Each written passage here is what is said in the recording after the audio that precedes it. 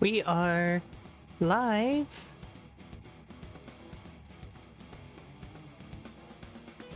Hello everyone, welcome to the stream. We are now also broadcasting on YouTube. At least I want to test it out. So hello YouTubers as well. Welcome, welcome.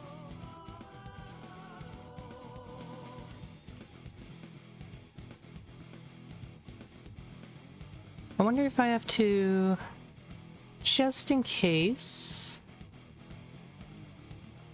Okay. I just want to refresh the scene that has the chat in case that needed to be updated, because I know I had to update the cache before for that. Okay, so right, so today we are working on Chapter 4 Monsters. Last time I worked on a boss, the final boss for Chapter 3. We're going to finish that up today, and then we're going to start work on some more Chapter 4 monster stuff. Yay! So that's exciting.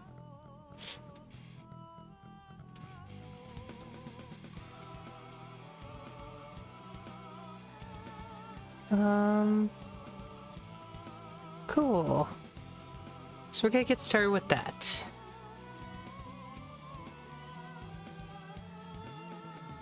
There were two balance fixes I wanted to adjust here for the Ghost of the Pirate Captain boss. The very first one is the Ghost Sabers and how they spawn. So if we look here, when the boss gets hit from hiding, during the hiding phase, it's going to create Ghost Sabers in two directions, separated by it's either going to rotate one way or the other way. They kind of alternate. So there's a point in the rotation where they end up intersecting, and that part makes it almost impossible to avoid. So I think what we're going to do here is the Ghost Saber distance, or the final Ghost Saber separation amount, is going to be adjusted so that they aren't as tight, making it a little easier to avoid. And I think we're going to slow down the rotation a little bit, just to make it so they rotate, well, not as quickly, at least on the outside, so it gives the ranged players a chance. But it does punish ranged players pretty hard. Maybe that's intentional, maybe not. Range tends to be pretty powerful, right?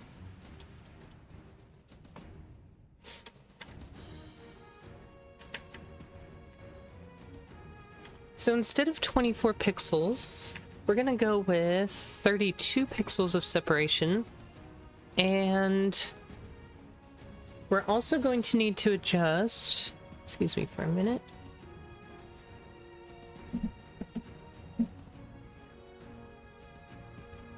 We're also going to figure out about these cannons. The cannons, we have a bit of an issue. They don't quite work, at least the way I intended them to. I did perform a unit test recently.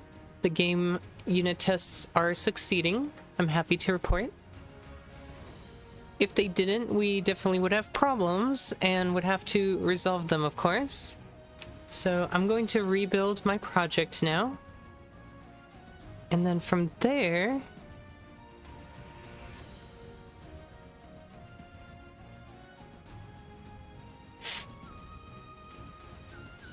we'll see what happens.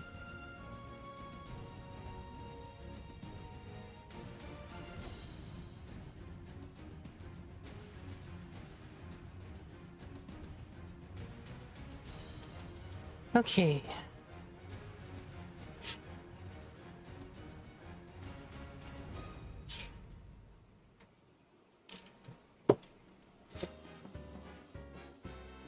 Also, I am recovering from a cold, so unfortunately I caught the sniffles. So you might hear me sniffle a bit, unfortunately. I apologize in advance. But I'm at the tail end of it, so I should be getting better.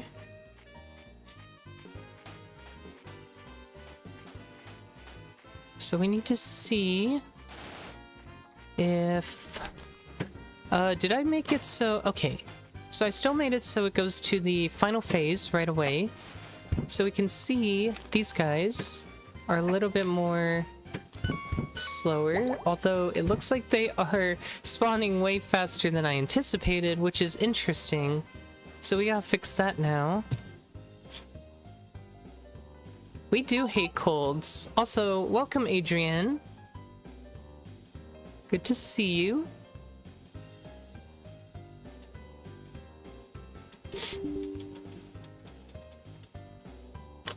Yeah, just recovering from one, so I definitely couldn't stream yesterday, that's for sure.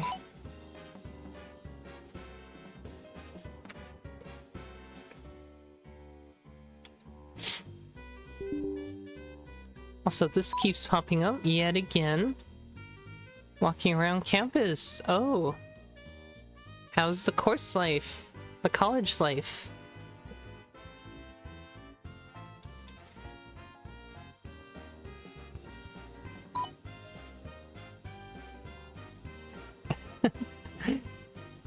Hang in there, buddy.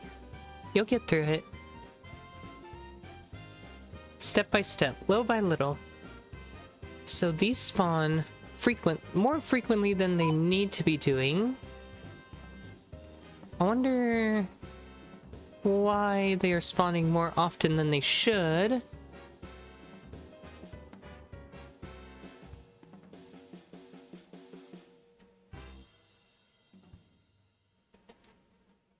I almost want to say that these are not supposed to spawn multiple times.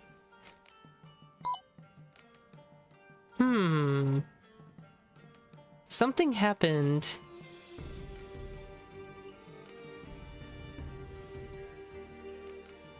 It seems like we lost the set strategy on hit function call elsewhere in here. There were supposed to be 2 of these. Oh, there is. It's on normal, which doesn't happen after... It needs to be in normal and final. Oops. Because once we're in final, we should be good. We shouldn't... So every time I was hitting the boss, it was spawning more sabers. So that was the issue.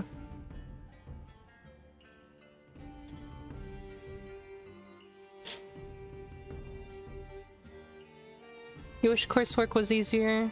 Aw.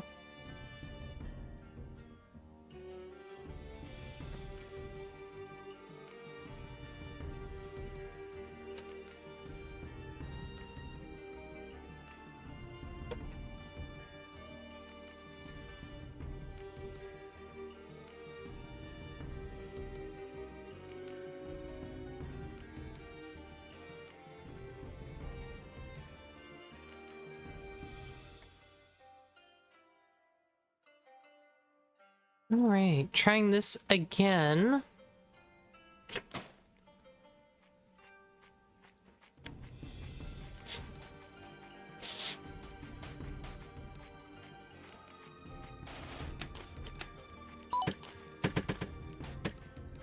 It's weird that my multi-shot was on cooldown. That must have been by accident. Oh, thank you. Okay.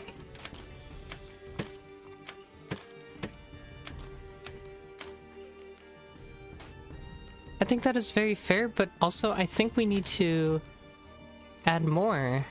They should continue spinning, or they should reappear or something.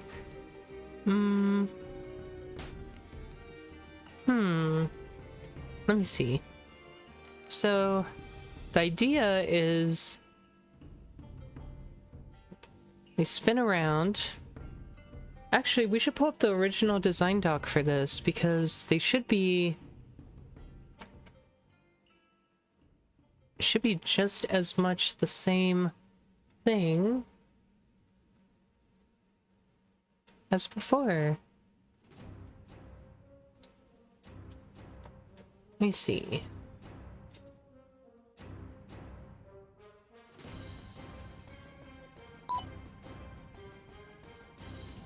Should make it so you can never pause? No, that's mean. Let's not do that. God. Rude? Ghost Captain. Might be chapter 4 final boss?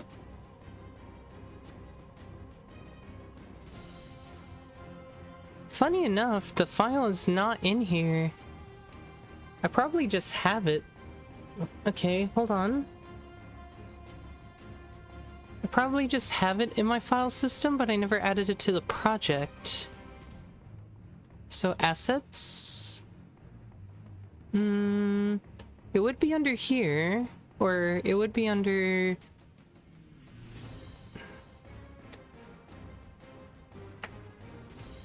maybe here? Yeah, there's... oh, it's a chapter 3 final boss, not chapter 4. That explains it. So...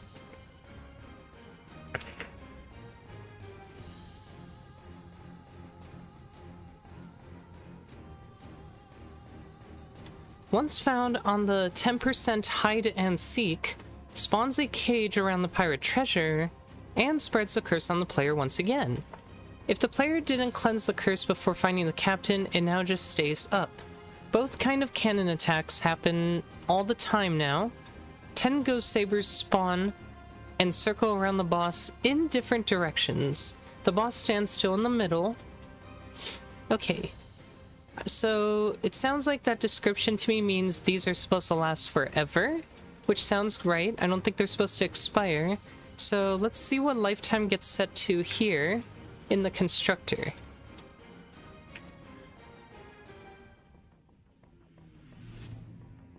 It's probably in the config as well.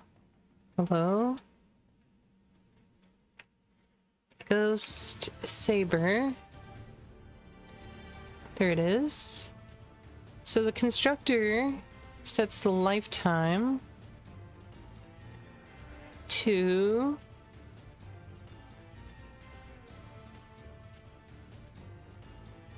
it says the alive time to lifetime. I feel like the lifetime should be infinite. I don't see a reason why it wouldn't be. So let's make it infinite. So back here, instead of Ghost Saber lifetime being a config, well, let's leave it. How about...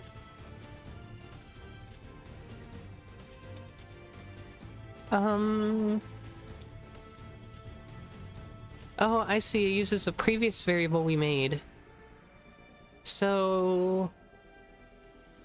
we'll just say the final Ghost Saber lifetime, it's going to be hard-coded with infinite duration.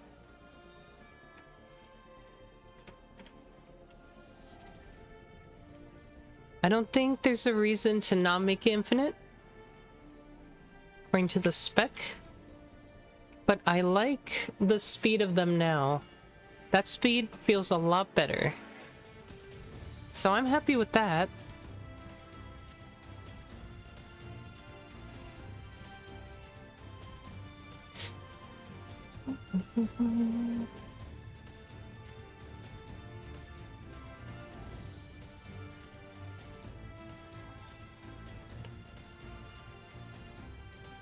Okay.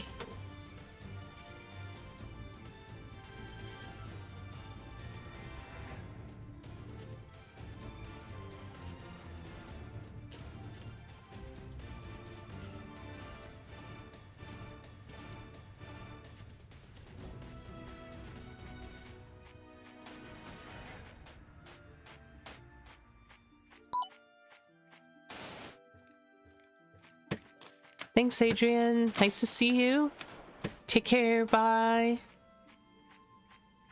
Alright. So these sabers should last basically forever. And you have to weave through them, essentially.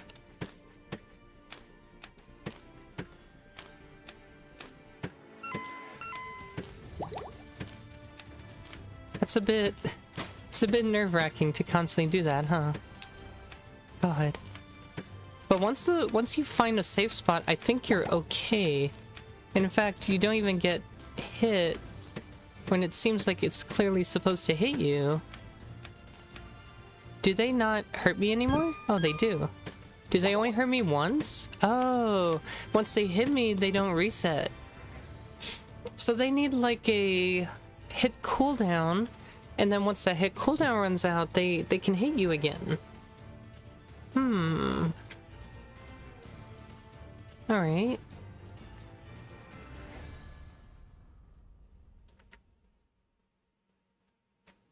So how about this? Player hit applies an iframe.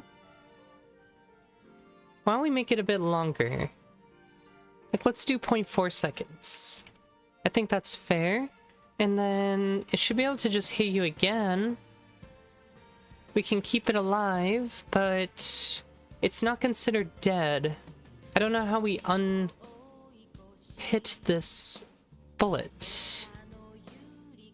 Let me look at the bullet's header. There should be something for it. Bullet tape? Bullet. Okay. Yeah, there is an interface just for bullet.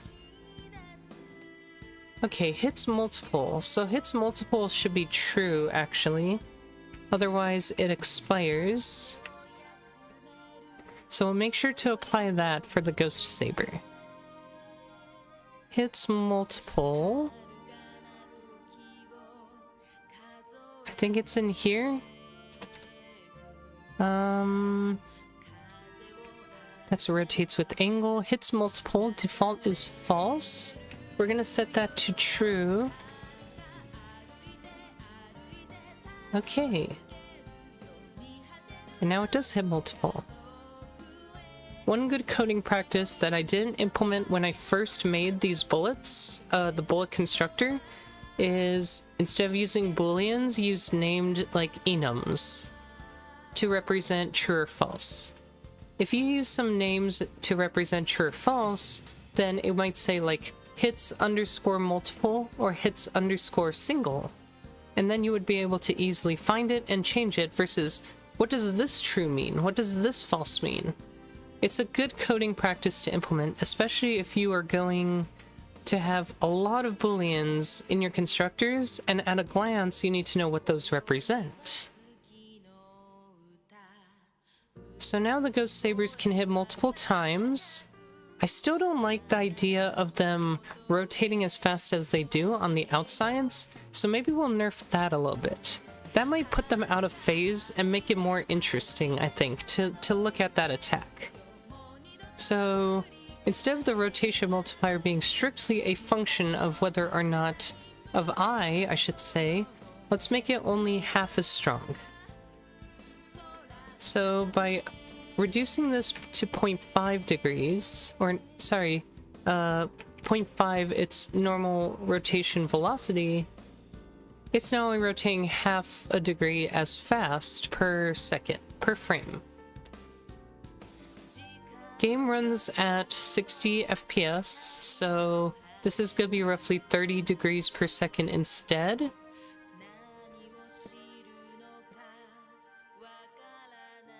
Although that still puts it at a point where they're all going to rotate the same speed, I think. Is that's not necessarily... No, it'll be half as much. This might work. Let's see. Why does that keep happening? I don't want a screenshot, please. Okay.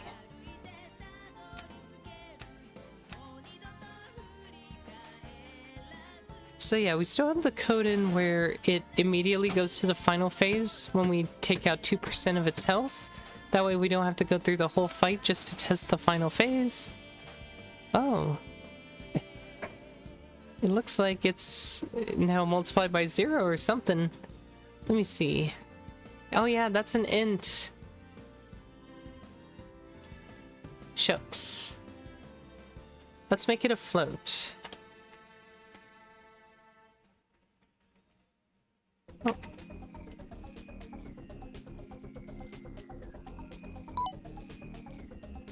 Hi, Plasticky! Hi there! Welcome to the stream!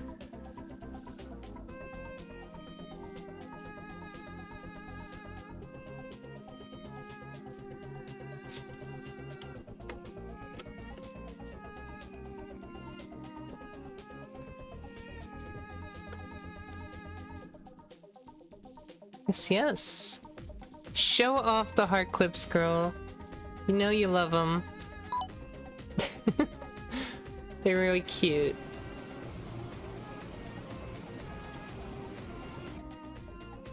They're super cute. You like?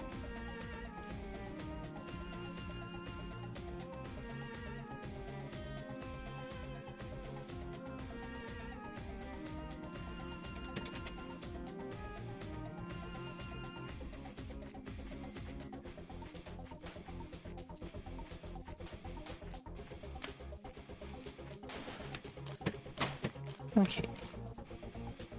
So let that happen. I would also like to note that during the hiding phase, the cannons work just fine, so... The cannons not working is more of a matter of... Okay, they're just slower now.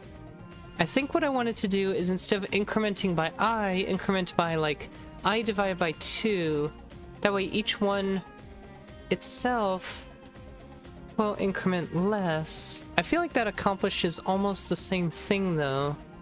Let me think about that for a minute. It's like we have to do it based on a function of I.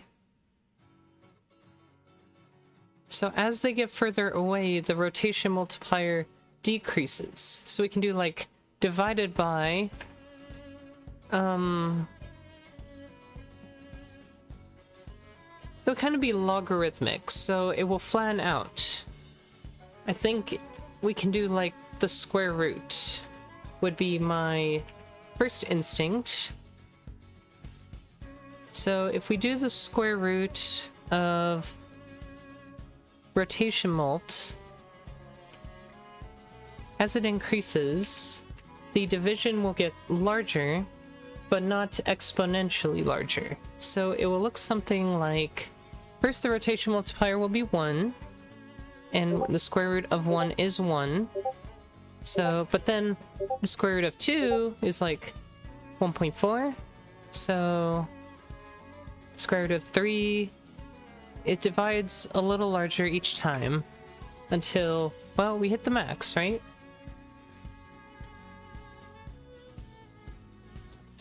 There we go.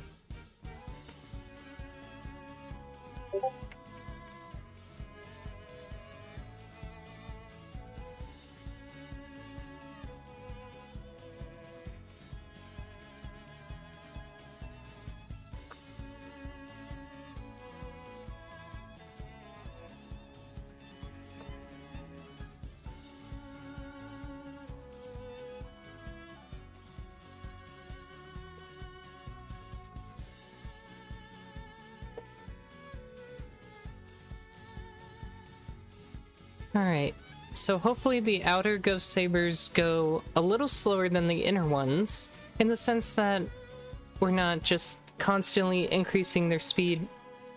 I still don't know why that keeps happening. So much so that it just completely is unavoidable.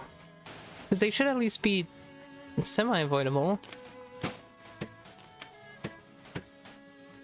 We don't want to make it harder for ranged players because they have an inherent advantage, but at the same time, it needs to be possible. So let's see. We'll probably just have to tweak this number now until we end up in a good spot. So it looks like that doesn't actually affect it, surprisingly. Actually, one whole set of them is not even here? Or they're stacked on each other, maybe. Are they stacked on each other? No, they're not.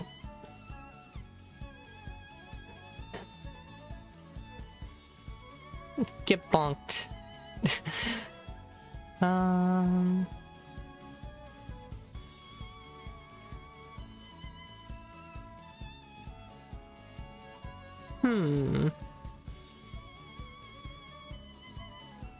So this should be how fast they're rotating. And rotation multiplier is based off of I, which... Oh, it actually doesn't... Okay, so we have to multiply the rotation multiplier by I. That's the assumption here. So multiply by I. Well, now it's like, okay, the rotation speed... Oh, so we don't even need the rotation multiplier, we just do the square root. I think that's what we're just dividing by the square root here. The only reason we need the multiplier is for determining which direction to rotate. So direction to rotate, divide by the square root. Should give us a rotation speed, the square root of I. That's what we have to do. Divide by the square root of I. Okay, now I think we get the effect we want.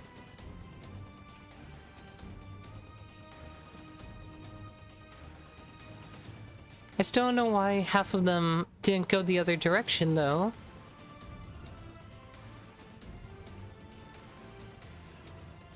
That's another mystery. Square root always returns positive. Or, if it's negative, it returns an imaginary number. Oh, that's it. Negative square root returns imaginary numbers. But now I won't ever be negative. So we're good now. Because we can do -1 divided by whatever.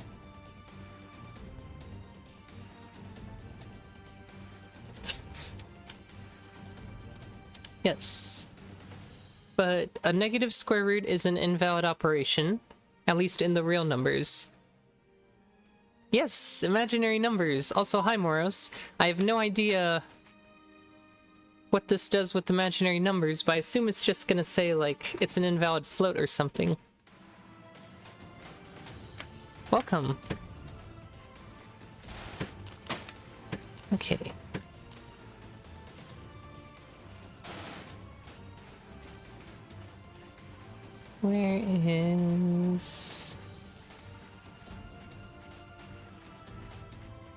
Where is this silly guy? Alright. Okay.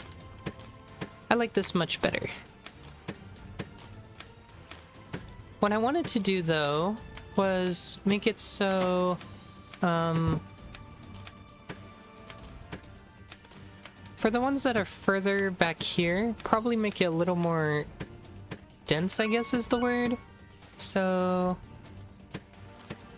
After the first 5, maybe we spawn 2 more on the opposite sides or going different directions.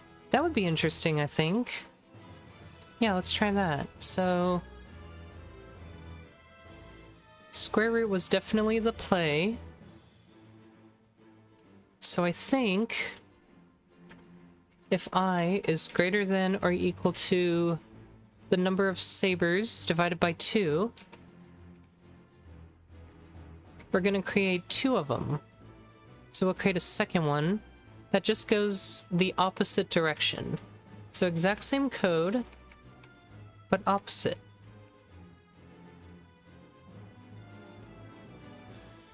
And maybe mess with this a little bit. Maybe add a random amount, plus or minus 1. I think that would be fun. Just to add some variation. So let's add a random range. Hello? Is it not util? I'm pretty sure it was util, or did I call it utils? Or do I not have utils loaded? I do. It just doesn't want to pop up, but I'm pretty sure it's called random range. And I want between 1 and whatever I is. I think that would be fun. And I want to do negative rotation multiplier. Okay. I like that. Oh, there was just an error, that's why. Compiler was mad about something else.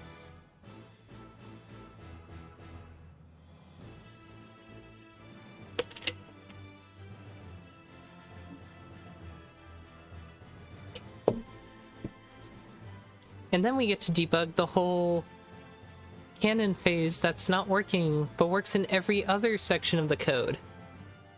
Darn IntelliSense. God. Can't you just work?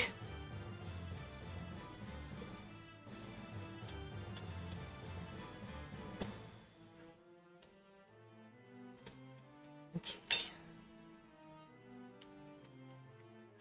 Do do do do do do do.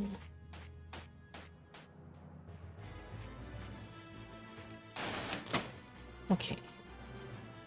We still have to make that coin not appear either. That should not be happening. That's easy enough to do though. That's just a boolean. Assuming the boolean works, unlike last time. We had a boolean that was 204 or something. Which definitely evaluates to true. It's a little too true. Okay. Alright. I like this more. Feels a little more dense. Okay. Good. Yes. Oh. Yeah. I like that. That's more my intention.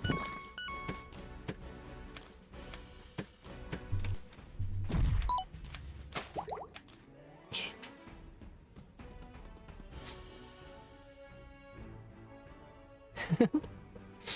We will cure hunger. World hunger, finally.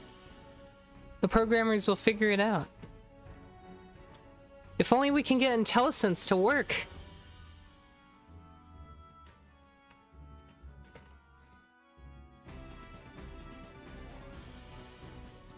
There are lives at stake. Alright. So, I'm trying to think of any reason why this would not run more than one single time in the final phase, compared to every other phase. The most obvious thing is we don't use a cannon shot delay, but we use final cannon timer instead. That's like the big thing. The biggest difference. So, are we making the assumption up here that the lambda is wrong?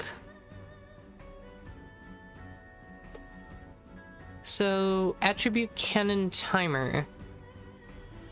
Interestingly enough, this is not... hold on. How does it determine...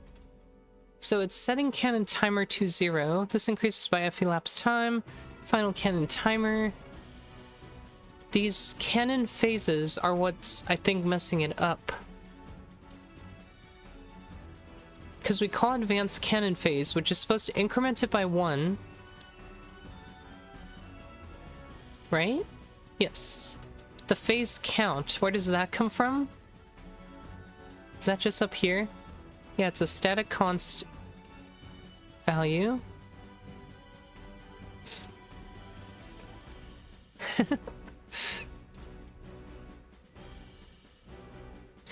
I would like some world peace. That'd be nice, right? Saves a lot of us trouble.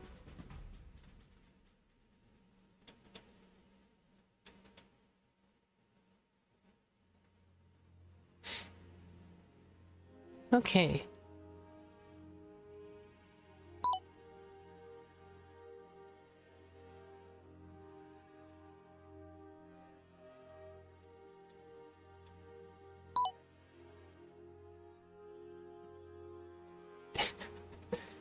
Oh, you funny you.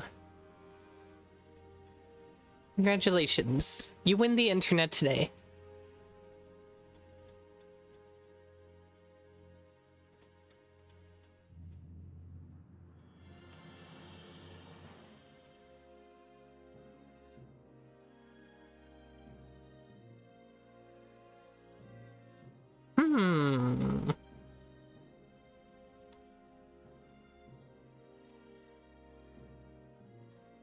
So this line is supposed to increment the cannon phase by 1. I think this is what we're first interested in. I think I'm gonna rebuild in debug. Gonna need some help because there's a lot of things here that don't... Like, it's the same code running throughout the entire AI, so there should not have been much that changed going from initial phase to normal phase to final phase. There's almost nothing different, so if it's acting different, then we've clearly missed something important.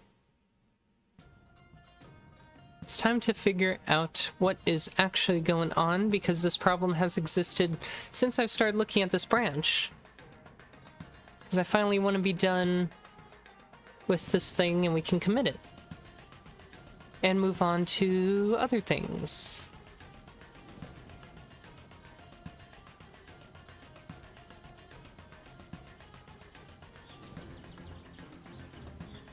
Okay.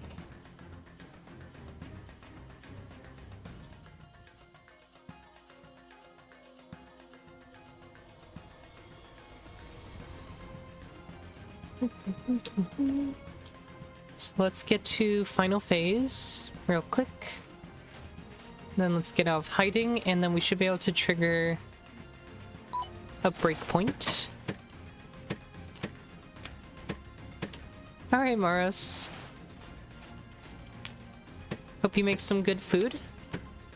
We'll see you around. Take care. Thanks for stopping by. Bye-bye.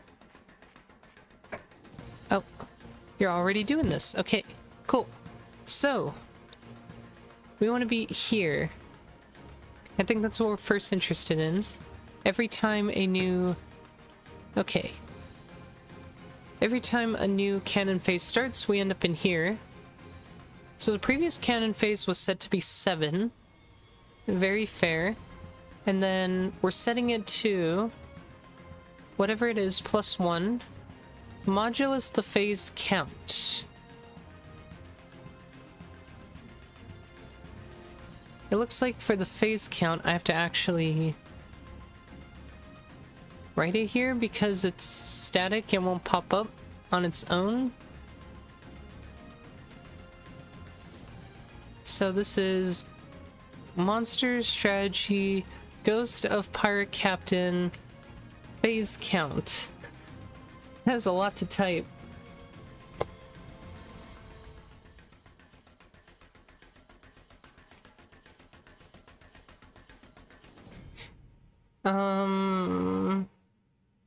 Really?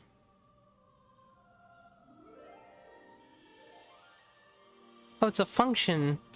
The function has the, you know, the static in it. Can I not just view it right now then? It's static to this function. Unless I have to do this, which I don't think is right. Too few arguments in function call. Okay, it's trying to evaluate it, which is also not right. I think I just do phase count, like locally it exists? No. Okay, that's fascinating. Not that it should change or anything, but that is fascinating. Anyways, we can't see it right now. For whatever reason. But let's take a look at what cannon phase is. We have to do one of these again. It's gonna be get int attribute cannon phase. And we have to remember these don't refresh on their own because they are standard any's, I think. So it does say 7.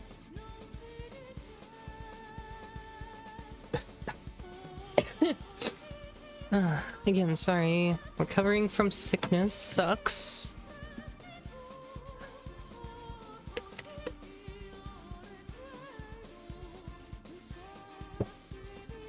Okay. So what this is doing is it's about to increment this. So let's assume it has. Let's refresh this. So now cannon phase is 8. So all this line is supposed to do is if we get past it, then we reset the cannon shot count to 0. Otherwise, the cannon shot count continues to go up. So obviously that hasn't happened, so the cannon phase is on the next one. So when the cannon shot count gets reset, let's see what that's supposed to do in terms of all this. How does the cannon shot count get used in general?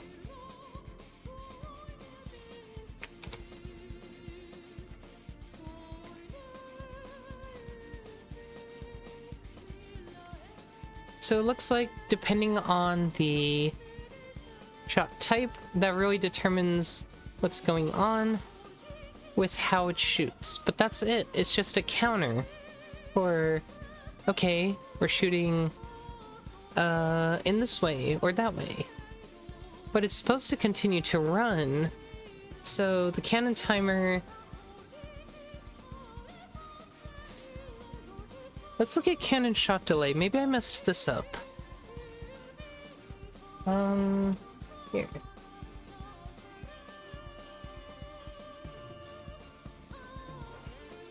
Oh, it's 0.4 seconds. So this is not equal to whatever the cannon shot every 5 seconds is. That's not this. So it's supposed to be like every 5 seconds one of these runs, but at the same time, why is it... Let me see. Why is it worded like that? And more importantly, why is it... What is the delay on the first one? Because I'm thinking to myself, okay, well, if it's just like back to back, how do we determine if it's a 5-second delay? We must have to count the shots. Okay, so both kind of cannon attacks happen at all times now. Does that part even happen? Oh.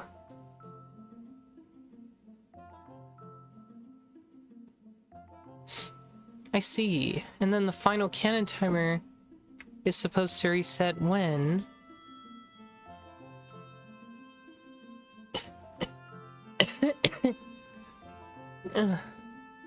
Goodness.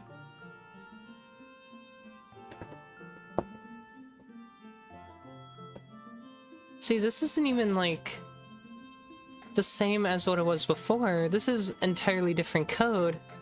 The shrapnel shot fall timer. And then the count. Okay, I see. And then the cannon timer is supposed to be set again to... Right now it's random. Is it really every 0.5 seconds? Or is it supposed to be... I don't think that's correct. I think it's a... Oh, okay. It's just randomness. I see now. We just add some little randomness. That makes sense. So this is good. This is good. So the issue is we need a final cannon shot timer or delay here. I'm gonna say final cannon shot delay.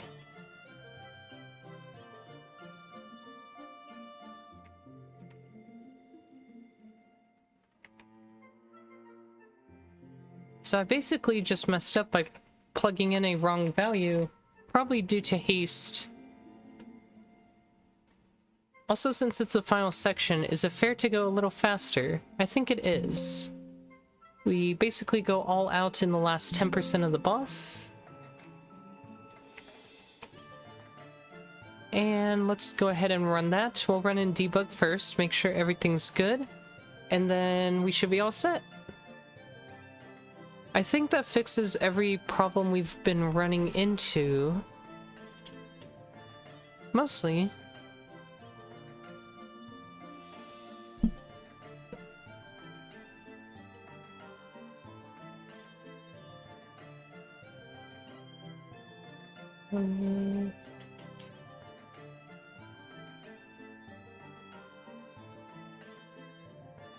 Yeah, debug takes a while.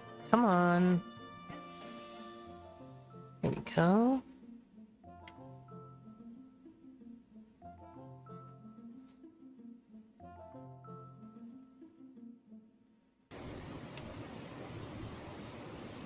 Okay.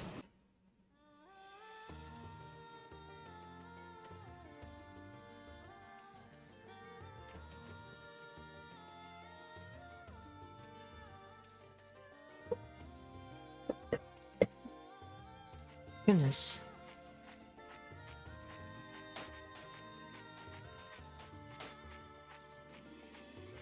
Alright. So we're gonna force the final phase on the boss, and then we actually start it here. Funny enough, all those sabers actually move with the boss if the boss gets hit by one of these, like, cannon bullets. God, that's actually chaos. It's actually chaos. I may just have to nerf that. I don't know if that's a very viable difficulty. That's a lot. Like, you can't actually really avoid it now. Maybe it does have to stay at 0.4 seconds.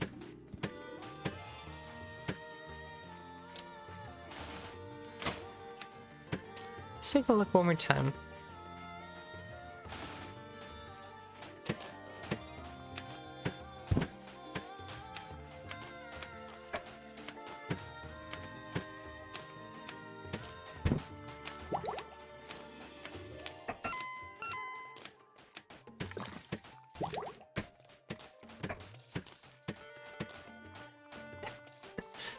God, that is actually chaos. Okay. So, I think the cannonballs have to be nerfed for the final area. For the final phase. Probably like... Also, I'm gonna change this to be shrapnel shot timer. The final shrapnel timer...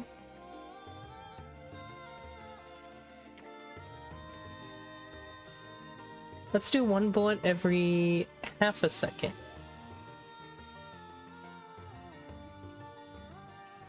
And see how that goes.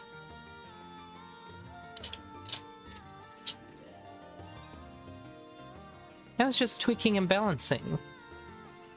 What values make sense, what values do not. Does it feel too easy, too hard? We want to challenge the player.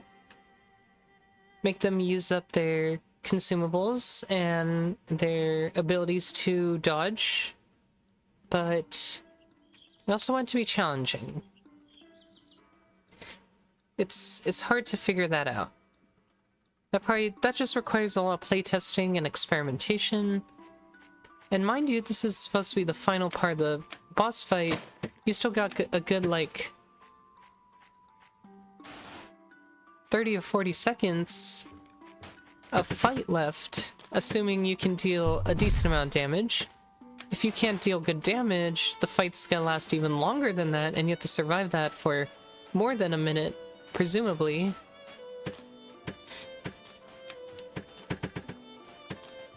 Alright.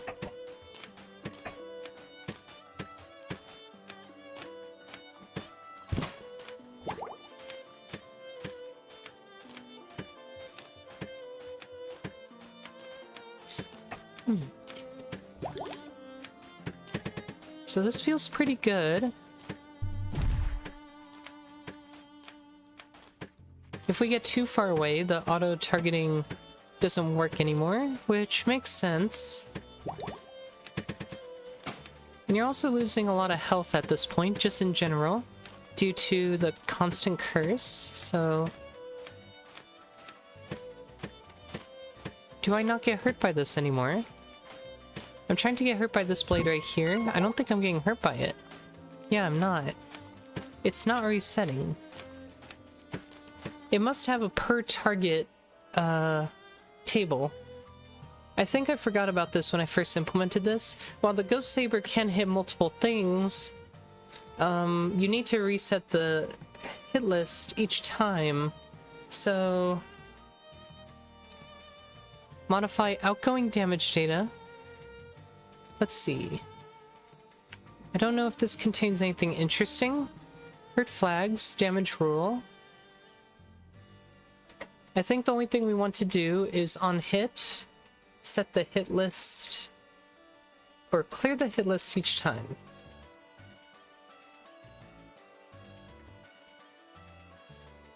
I think the hit list is applied after this. Well, let's take a quick look. Player hit. I think that would be in here where the bullet actually collides. Update bullets. We call bullet update. Bullet update. If hit list find.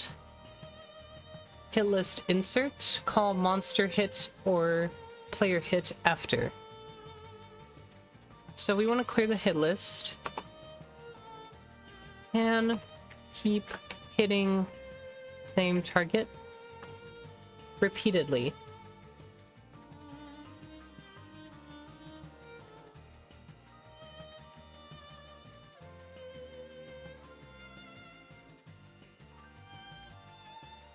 I think that's why I want to give the iframe timer a bit more time. At least that way we can't possibly be hit by the same bullet over and over. I feel like we've reached a good level of difficulty. Not too crazy, but still chaotic. Which is what we want. Something in between.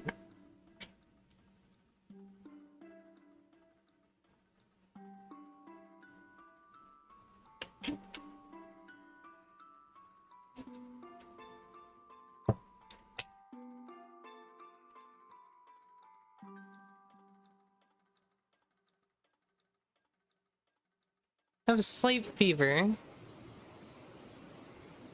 Might take a Tylenol just to calm it a little bit.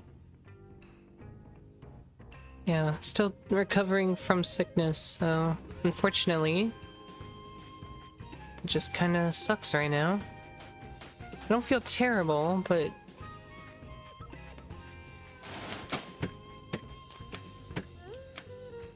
I would like to not feel like this. But I had enough energy to code today. Yesterday I had like no energy whatsoever to even try to attempt to put some code together. So... Now.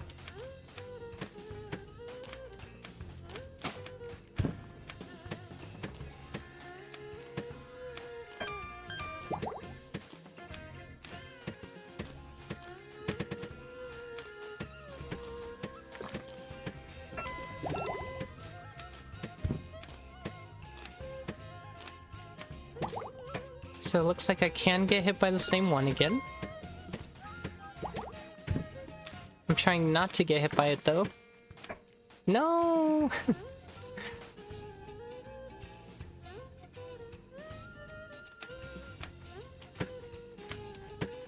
I don't know if it's still too hard. Maybe I want to slow them down a bit more. That way you can at least like kind of run away from them. I think that would make it more fair, right? Like, when it's just one, it's fine, but when it's multiple, it's like... Well, I have to, like, navigate between stuff. There's so much going on. I think it's still a little too difficult, considering you're also losing health every second. Just a little bit. For having to survive for, like, an extra minute like this, and with how much damage the sabers do, I have more health than the typical player is supposed to have at this level. So, they're not gonna be able to survive like this, even with better armor upgrades, which presumably they will have, of course, but yeah, it's just, it's a bit much. So, it does cause the player to move around constantly, which is a good thing.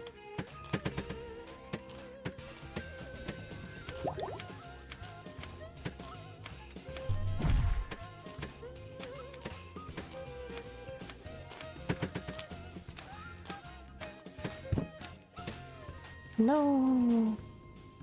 Yeah, it's just really hard to survive right now. So Making the Ghost Sabers a bit slower would be nice.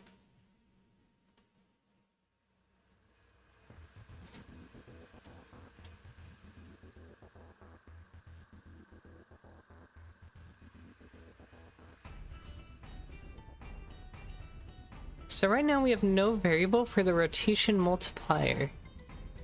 So we're gonna add one in. That way we have control over it in the config file in case my game designer wants to tweak it later. I'm also gonna remove these debugging lines. We don't need them anymore. They were there when I was first making the prediction shot type. It would try to predict where the player was going and basically force them to go in another direction by measuring how fast the player was walking and where the bullet was going to be in a few seconds.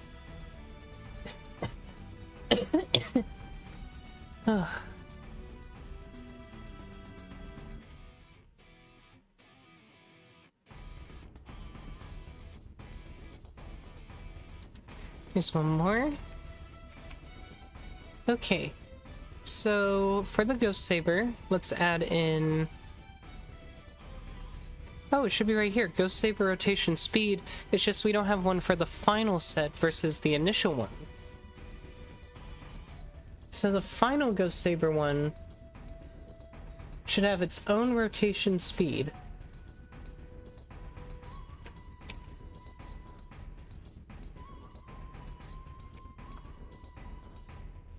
So instead of 140 degrees per second, let's do like 60. I basically want to have the speed almost, so let's do like 75.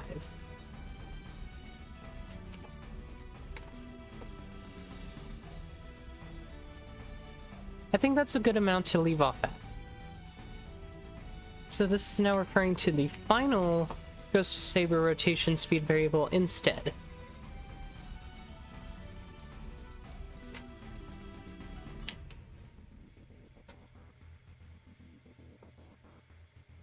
And then with that, I'm ready to finally commit this with a boss fight that is hopefully fun. Actually, we should do the whole boss fight now, shall we? So the original values of this curse, the curse thresholds, were... let me see. 70%, 40%, 10%.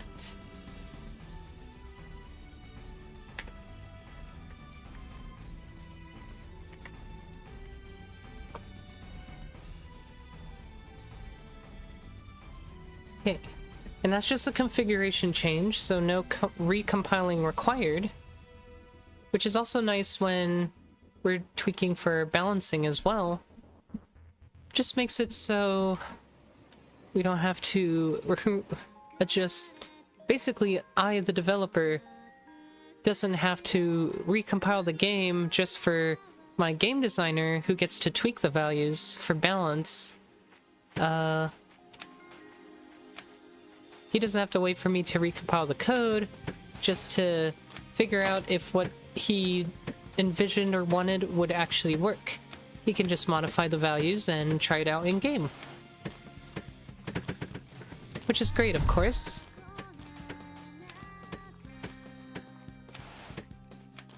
So we're gonna do this entire boss fight. It will be a little faster than it would be normally at this level. Most players at this level are expected to deal around 250 to 300 DPS, so we can expect that this fight will be twice as fast as it will be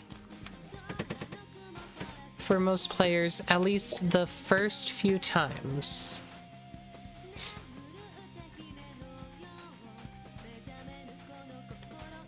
And once you've acquired stronger gear, of course, that's when the fights become a lot faster. You can start really farming the bosses because the time it takes is not horrendous.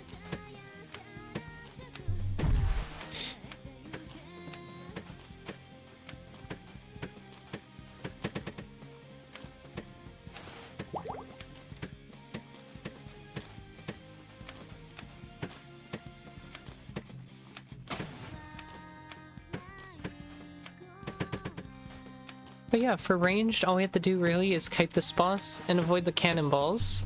So it doesn't really get involved until the final phase.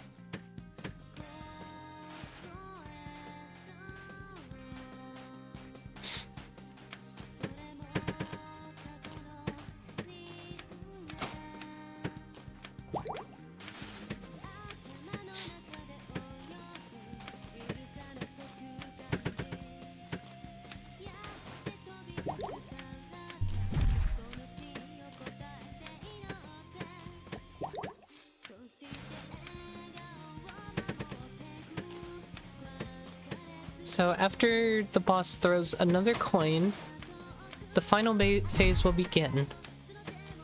And he will only have 10% health left, so at that point, it becomes a matter of, can you survive the final onslaught?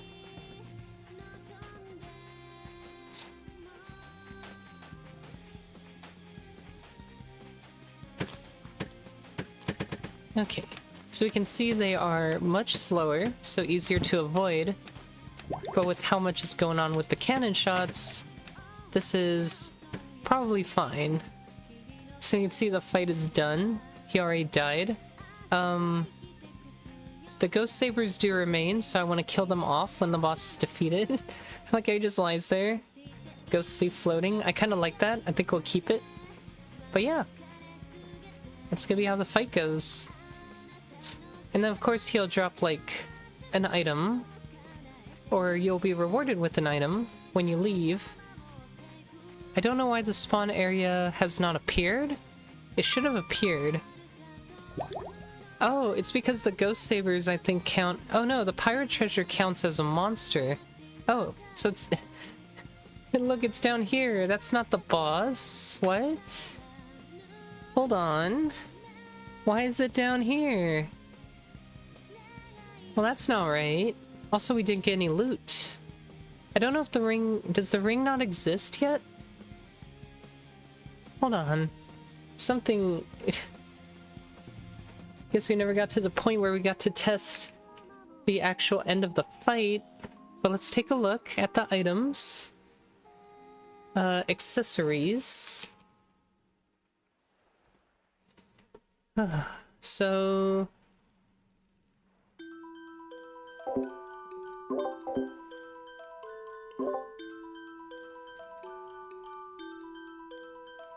I think it's this. Captain's Diamond Ring is supposed to be a drop, a stage drop.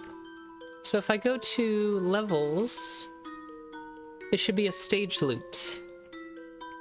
Or no, it might be, it's supposed to be a monster loot. I think bosses are supposed to drop them directly.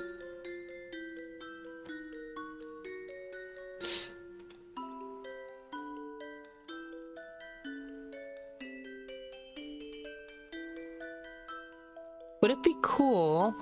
Okay, hold on. Would it be cool to make it so, on death, the boss floats towards the treasure chest and the pirate's treasure has the reward? I think that would be funny. I think that would be interesting, or fun. Let's do it that way. Although, I would have to... Let's see. So the way this will work is... We check the distance from the player to the treasure chest. When they get close, it, I guess it can die. It'll, like, open up, and then the ring pops out. It'll just, like, spawn, and then you can grab it, and then leave. I think that's the way to do it. I think the way we would code this is under the Pirate's Treasure strategy code, we add in an argument that says what item it's going to drop.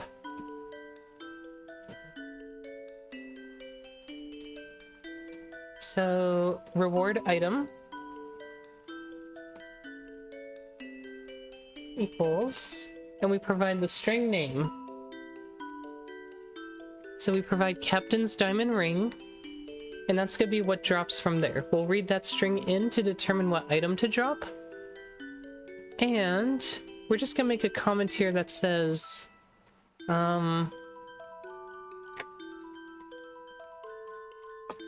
note, the pirate will float over to the pirate's treasure.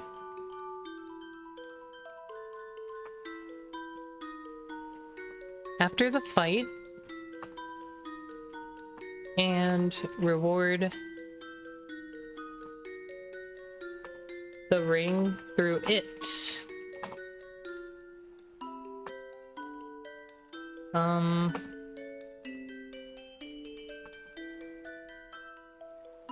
Modify the drop in the pirate's treasure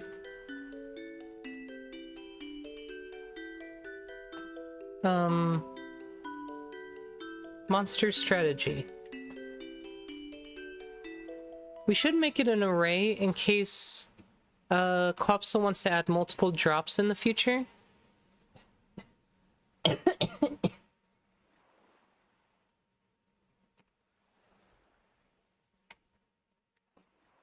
Can be a comma separated list.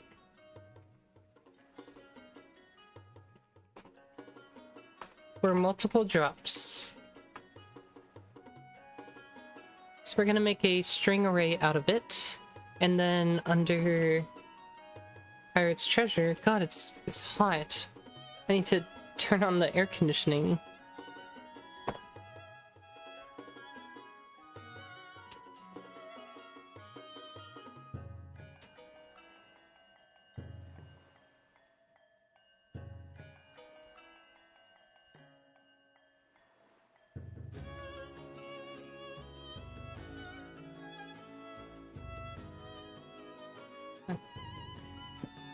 It's actually starting to sweat. God dang. Okay. So.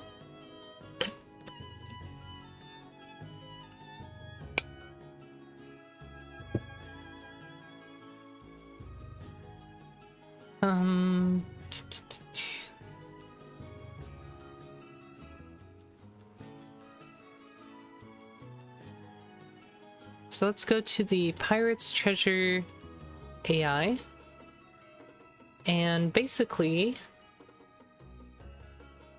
we're going to check if the Ghost of Pirate Captain is dead. So interestingly, I don't think the locked phase stays. Either I'm missing something or it's not right. So I think what I did, at least I hope I did, was when I made the locked phase, I forgot to update the sprites. Yeah, so we have locked and open. And I think we forgot to make it so open. We have locked. We're supposed to use the locked phase animation as well. I feel like it's missing here, and I'm not sure why I removed it. So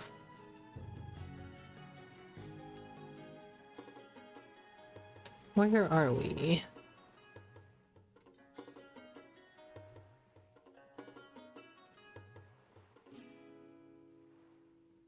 I am lost. Goodness. Okay. So we go ahead and we set the Pirate's Treasure to locked. You cannot deposit the Pirate's Treasure anymore. It appears we deleted the perform animation for this. I want to look at the changes for this file because I think we deleted it at some point.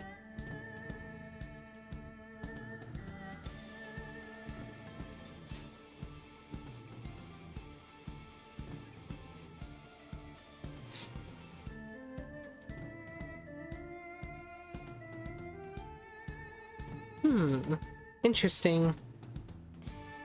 It doesn't actually go to the locked state. Oh, there it is. Yeah, we deleted it. By accident, probably. So, lock, and then locked phase, we're supposed to be performing the locked animation. That has the treasure box with the square over it. And then if the boss dies, we go to, I guess, reward? Or I guess we could stay in the locked phase, right? So...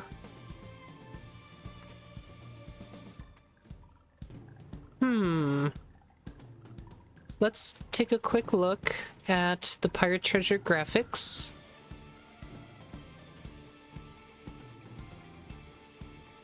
So I think what we can do is for the reward one,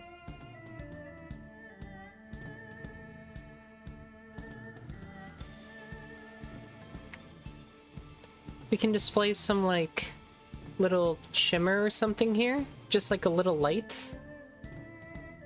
I think that would be nice, a nice touch to end it. So this is 36 pixels, so let's do 180.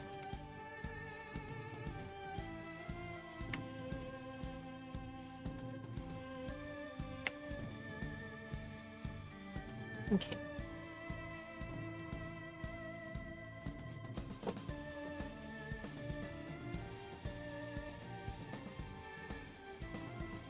Let's just do something a little transparent. I think we'll be happy with that. Kind of like, I'm thinking maybe like this is what I initially envisioned. Maybe more this way.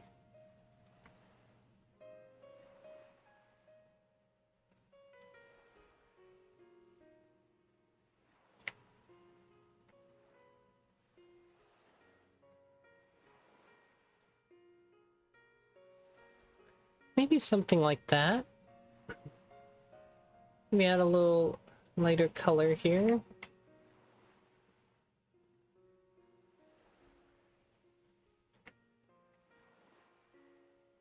Or maybe it gets lighter up here. It's supposed to get lighter and like fade out. Okay.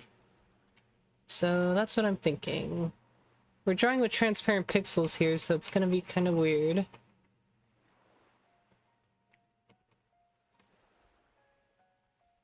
Okay.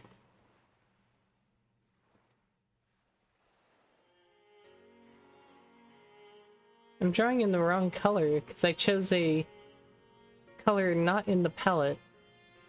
But yeah, that's what I'm thinking. It's something like... Maybe the glow is just like this, right?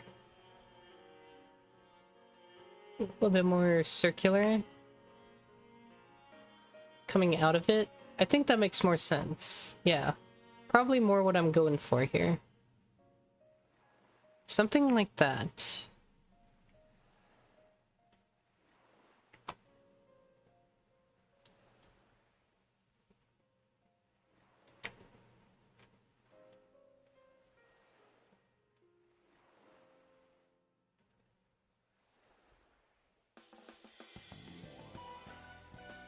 And we could even throw in some little sparklies out on the side. That's fine. I think overall we have what we want, effect-wise.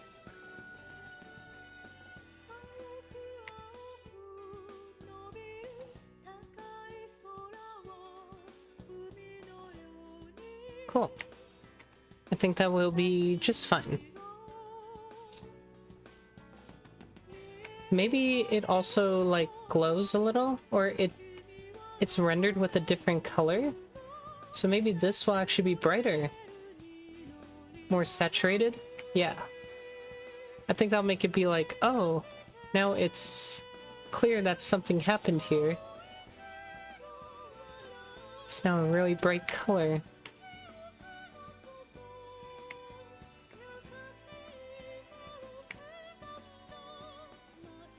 I kind of like that. We'll go with that one.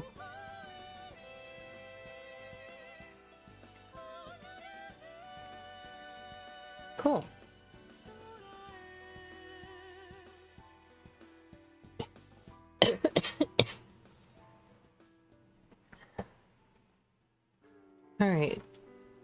once again, it's going to be the reward animation. So we're going to keep an eye on the monster list. So we want to grab the monster list, filter out anybody that is a boss, because the pirate's treasure is not a boss.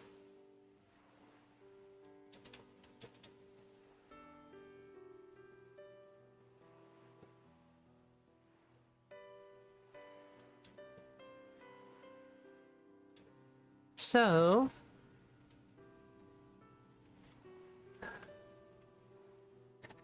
let's just do this. Auto. Or we can do a for loop. I assume it'll be a monster reference, but might be a pointer. Monster in game.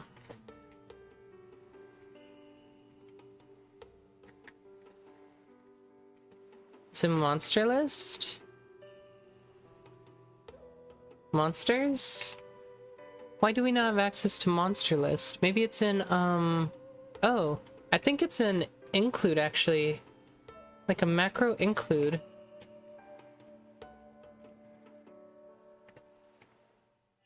There it is. Yeah, so it's a...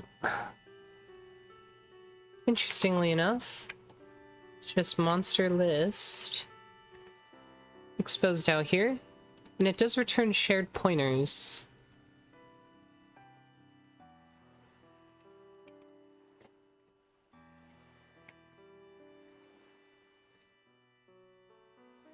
So we're going to filter this. I think all we have to do here is do standard ranges filter. We do have to include it though. Let's stop the game for now.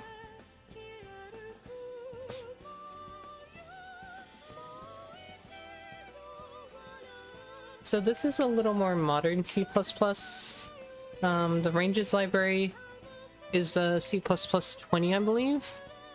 So it's a bit new. But it allows us to take a list of stuff and filter it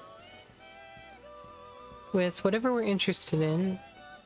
Oh, I must have done the wrong thing. Hold on.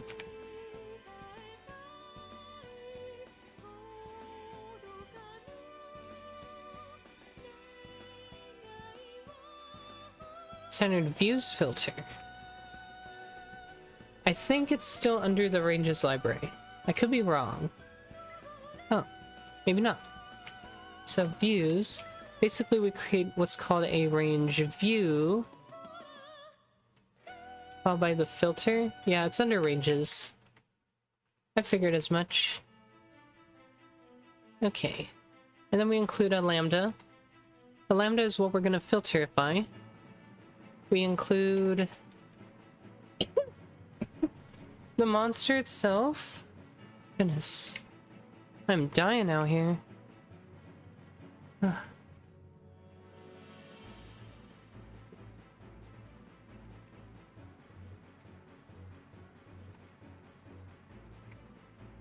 And we're just returning if monster is boss.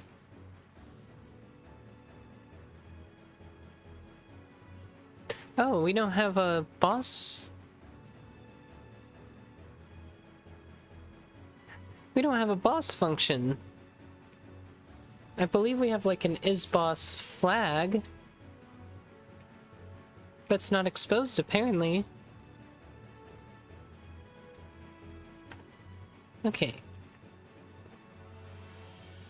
So basically our code is going to say, are all bosses dead? Bool, is boss dead?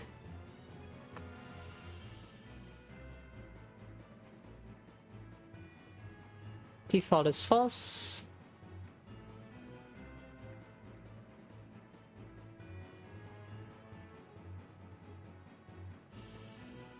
Actually, default is true. We iterate through them all and find the false one. So, if not monster is dead, or excuse me, if monster is dead, no. Let's use the reverse logic. If monster is alive, because not can get confusing to just at a glance look and decide what you're trying to deduce. So set is boss dead to false. And we don't have to check anything else, so this is a good opportunity to just break out of the loop.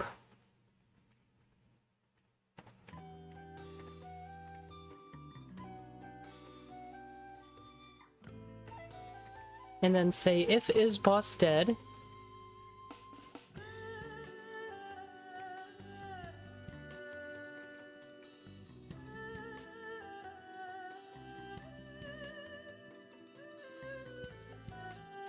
then the next thing we're going to do is measure the distance to the player. And when the player gets close... Oh, first of all, we're going to perform the animation of reward.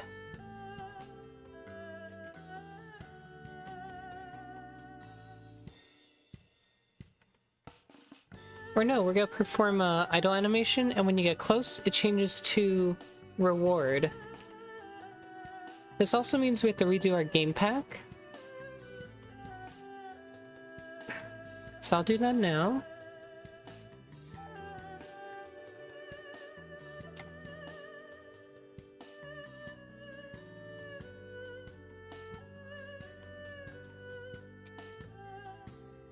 I've only been streaming for a little over an hour, but I'm still feeling a little under the weather, so I might just call it early for the sake of getting some rest. Also, let me get some Tylenol real quick.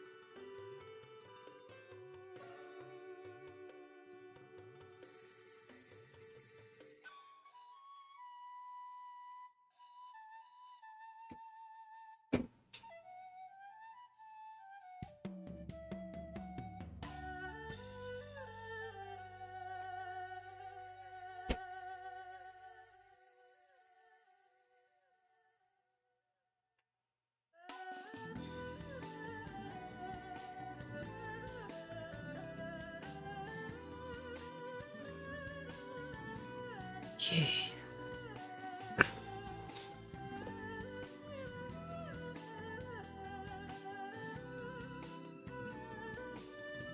Alright, so performing the reward animation.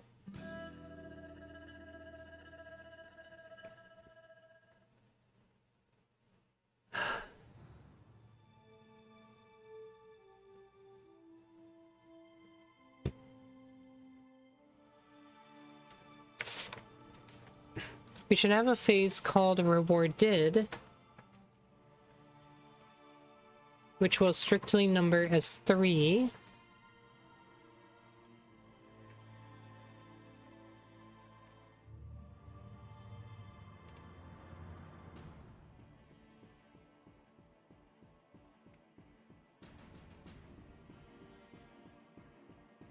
Which is going to keep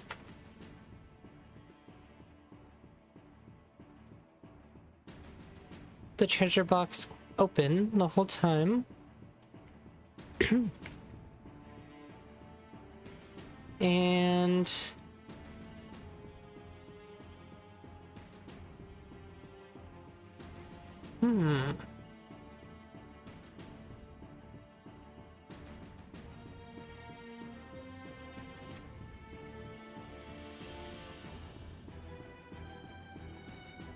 I should say something like the pirate captain rewards you handsomely.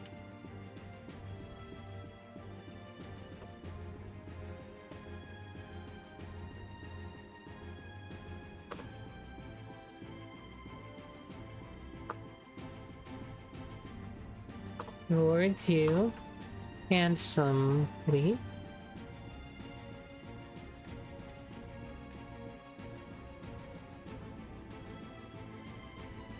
We'll make that display for probably 10 seconds.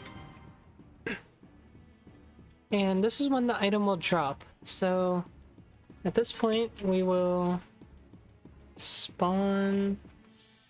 not spawn monster. I think we have to use item here. So item... spawn? Or create item? No. Item drop?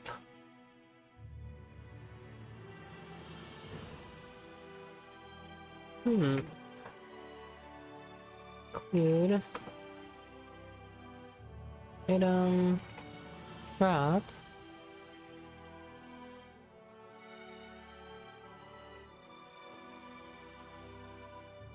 Spawn item.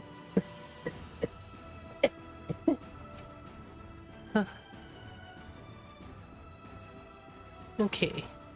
This is presumably an item name. Wait, what? Is this not an item name? What is all this? I just want to spawn an item. Dang.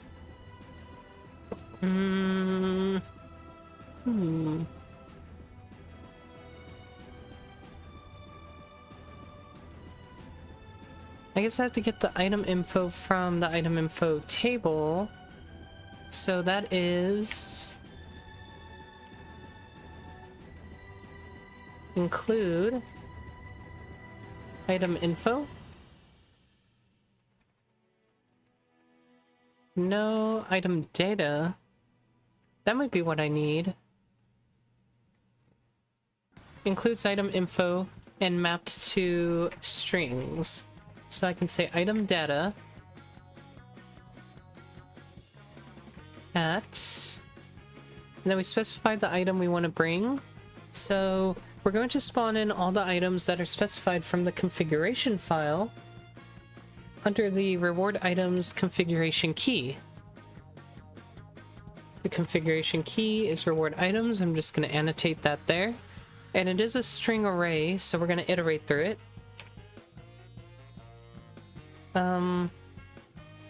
I think it's just gonna be like this. I could be wrong. Item.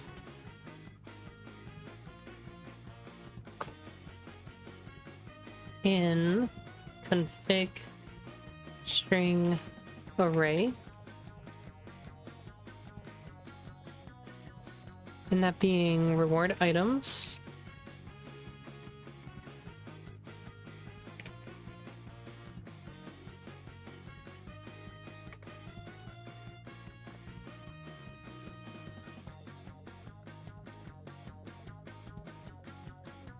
Let's go get it per index. So we need the amount of items inside there.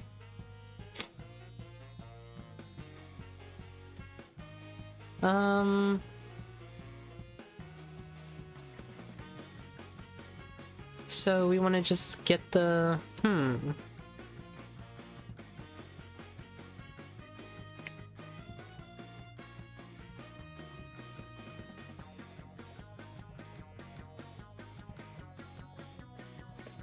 So if we wanted to know the count, we'd have to get the specific parameter from the config file and go from there.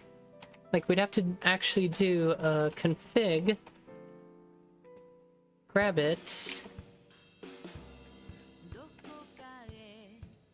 and then look at that item. Because this is just a generic config grab.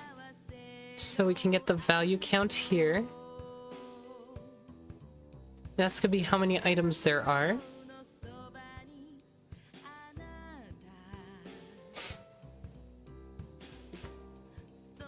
So in this case, we would use a standard ranges iota view, iterate from 0 to the index provided by getValueCount. This should be cast to a size T to match this one.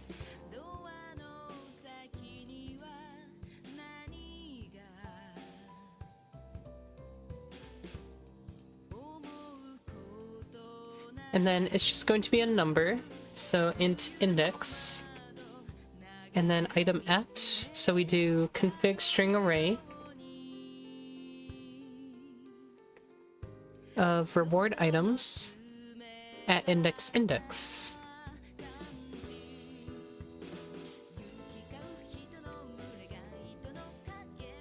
And finally,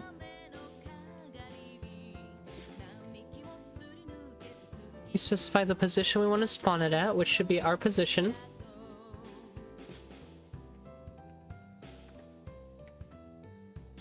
And whether or not we're on upper ground.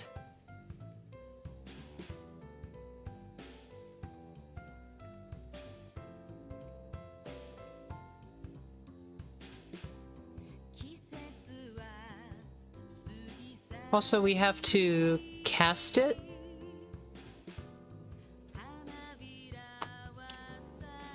Cast it to a const pointer. Because I guess this doesn't return...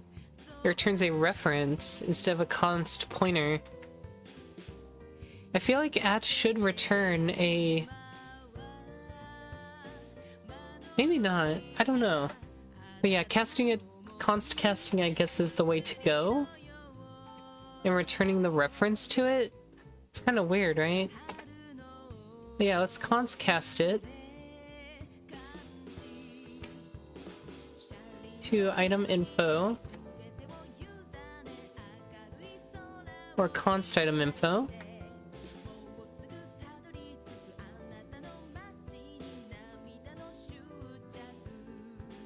Sorry, item info pointer.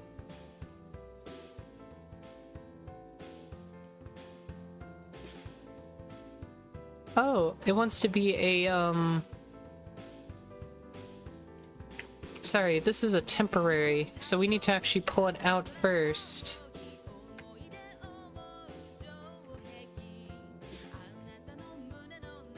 So it's gonna look like this.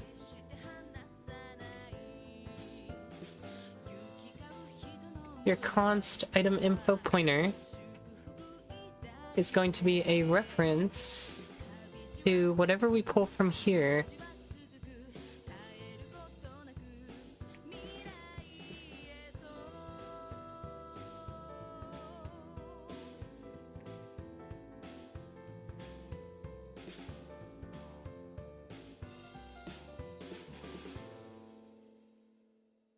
And then now we should be able to const cast it. I think. Is that right? Hold on. Maybe we const cast it after the fact. So here we just have our string. We just do item data at as in a pointer. So that should be fine. And then after this, we can const cast it ourselves.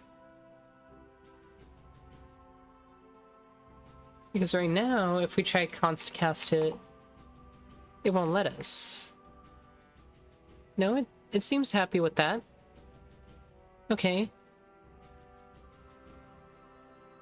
Item info. Did I just cast the wrong thing?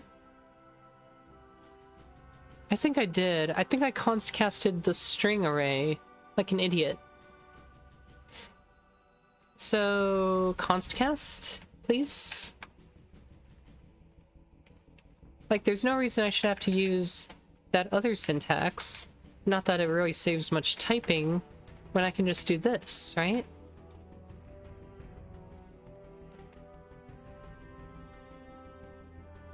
Yeah. I don't need that. Which puts us back here, which is what I originally intended. And these are for monster. It's just this static class is inside of the monster strategy class, so It has access to all the monster parameters, even though it's not a monster.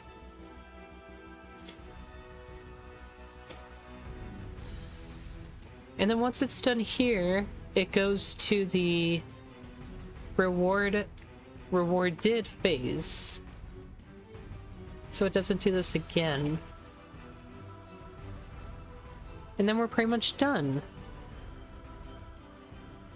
So as a final bit, the ghost of the pirate captain will float over to it when it dies. So what we're going to do is in the final...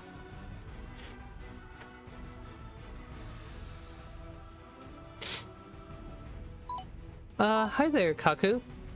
The background for... Oh, this is a Visual Studio, by the way, not Visual Studio Code. Although I do know how to do in VS Code 2. Are you more interested in that? Because I have the same setup, but in VS Code as well. So I could show you that if you want.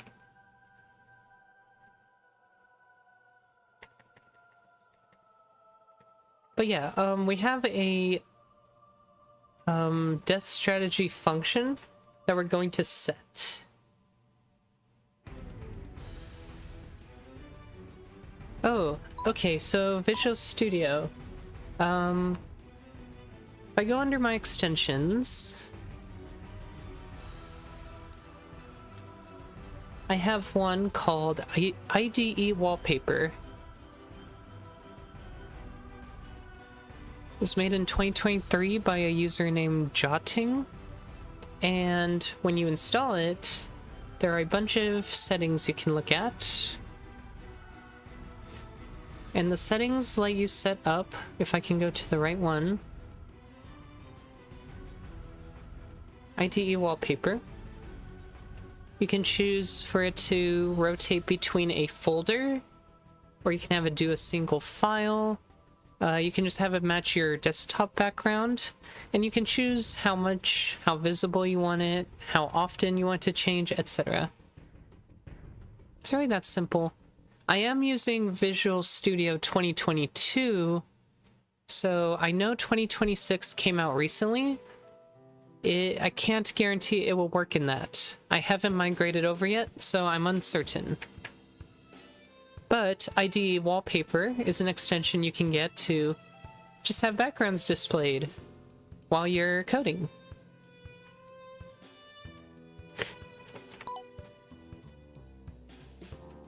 You're welcome. Glad I could help. Okay, so... Event.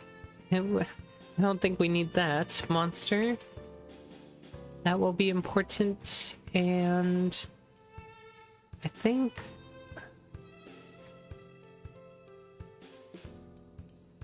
this is the monster strategy.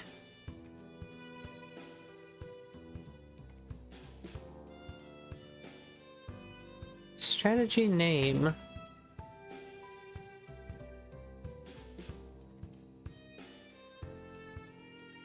Strategy name. I really can't type right now.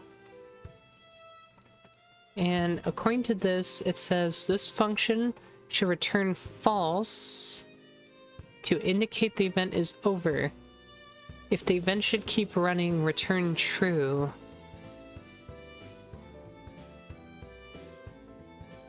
So the death function we want to keep running the entire time, like we'll keep the monster alive, so naturally we want to keep running it, and we'll run move towards or run towards, and we'll choose the target to be the pirate's treasure location.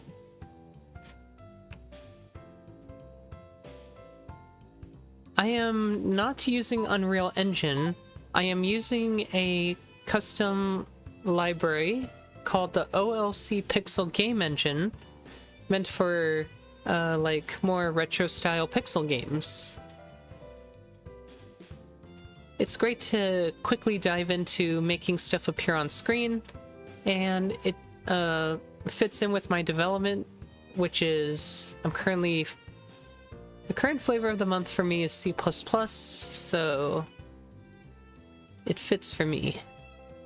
Alright, so we need elapsed time. Which requires us to do that. We're gonna keep returning true. Yeah. So it's not really a game engine despite the name of it. It's more like a library, just a lot of functions to draw pixels on the screen, and as long as you can draw stuff on the screen, you could technically make a whole game. You have to build all the systems for it, of course.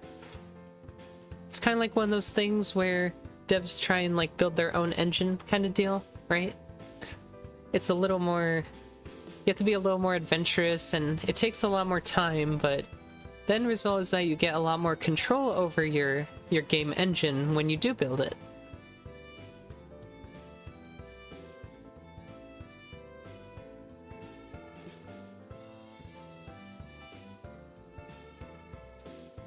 Alright, so we are moving towards the Pirate Captain's treasure location, which I think we've already obtained earlier. Let me see. So we should be able to just copy code because we've already determined where the treasure was located earlier. Switch to current document. Okay, so yes, this will filter and find monsters that have the name Pirate's Treasure, and that's what we're interested in. And then we will set the target to be the position of that particular monster. So we have to be careful here because M currently means whatever monster we're grabbing from our list, which ends up being the Pirate's Treasure. So we have to set our target, our monster, to the target of this monster, which means I probably need to change this to be treasure as to avoid confusion. And then say m.target equals the treasure's position.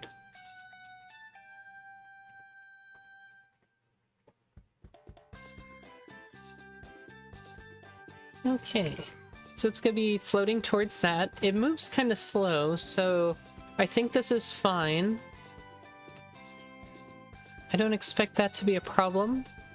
And then I think that's it. That will do what we want. We end up getting a treasure from it. The treasure locks out, and we will be at the finish ring, which means we can leave after. Because the finish ring spawns at the Pirate's Treasure, surprisingly enough. I'm not sure why. I should probably figure that out real quick.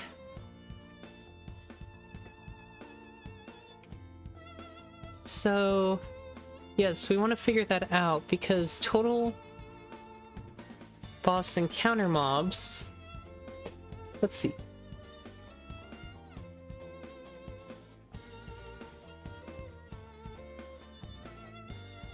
Okay, where do we call reduce? Boss encounter mobs. There's got to be a place where we use this, because it ultimately determines if the fight ends or not. Right here. Okay, so exit ring. How do we determine this?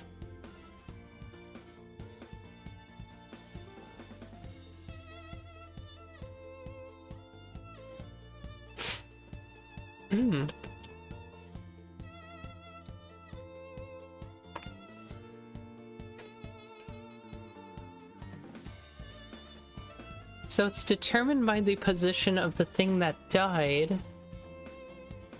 Now, fascinatingly, the Pirate's Treasure is the one that gets the ring, so how does that work? I guess... No, I don't think the Pirate's Treasure is considered the boss, but let me check. I could be wrong. I want to say it's not. So here, boss title display is the Ghost of Pirate Captain, which spawns this and the pirate's treasure at the same time. Are they both considered bosses then? How does that work? Because the pirate's treasure is not a boss. Let's see. That makes me wonder, does the game consider there to be two bosses in here? Now I'm curious. If is boss spawn, which is determined by spawn monster, which comes from level spawners are on player move. Here we go. On player move.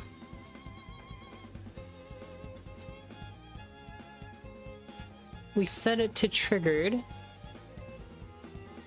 And then spawn monster. If boss name display is not equal to blank, set the boss name display. So are there two bosses in this? That's the real question, right? It's like,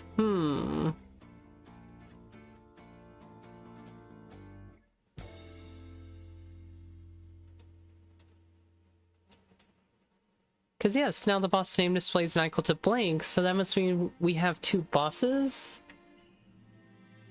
I guess we're gonna debug this and find out now, because that's fascinating.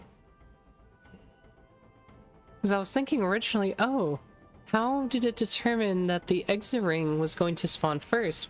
Is it just, or on the pirate's treasure, is it because we put this one in first? But no, we actually put in the Ghost of Pirate Captain first, so it's whichever one spawns later.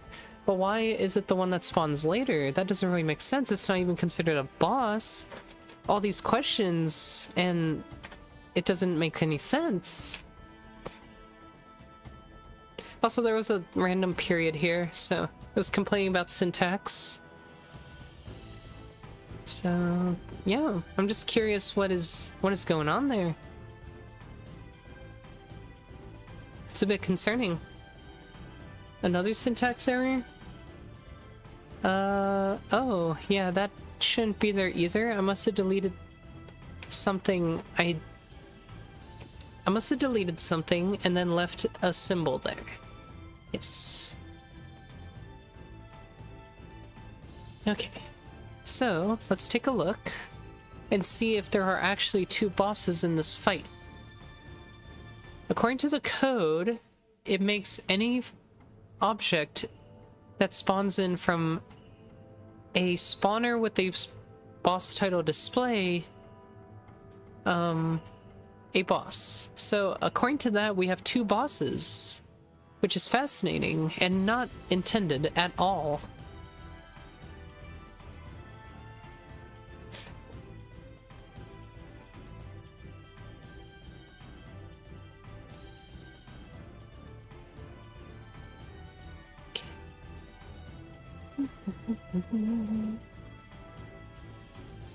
Okay, so I presume once I spawn the boss in, we should be able to check that value. So I will just breakpoint that ++, because that's what's being added. Right here, the set triggered function. So move to the left. Is my controller disconnected? Yes. Okay. Move left.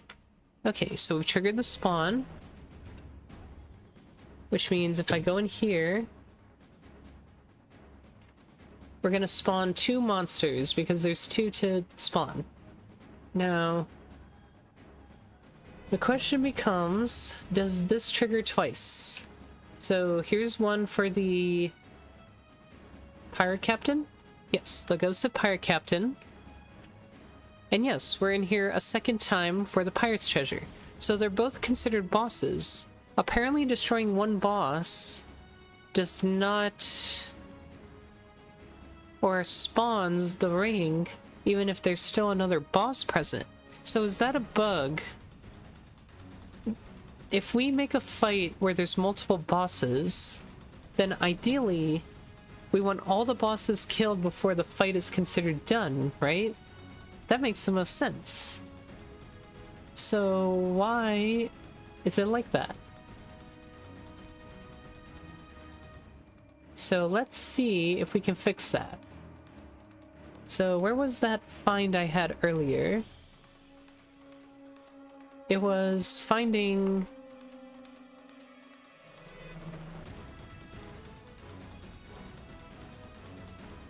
Oh, we're trying to find where respawn boss mob or reduce boss encounter mob count was getting called. So I'm gonna put this down here, and that's more useful. Oh, it's a monster. Okay. So if boss encounter mob count is equal to 0, so let's see here. So if on death, if this is a boss, reduce boss encounter mob count. Okay. Does on death call repeatedly? I doubt it, right? That doesn't make sense. It should only call once. Otherwise, everything would break, including this Steam kill unlock, which I know is the same number, so I know that's not happening. Well, let me see. Also, I'll be right back.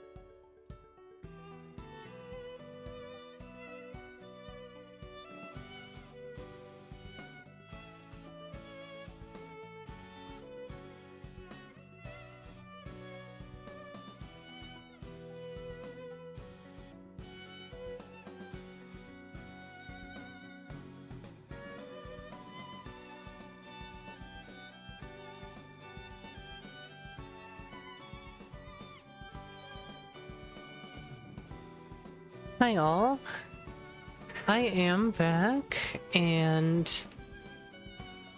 got about an hour left to work on some coding stuff for the day. So still messing about with this Ghost of...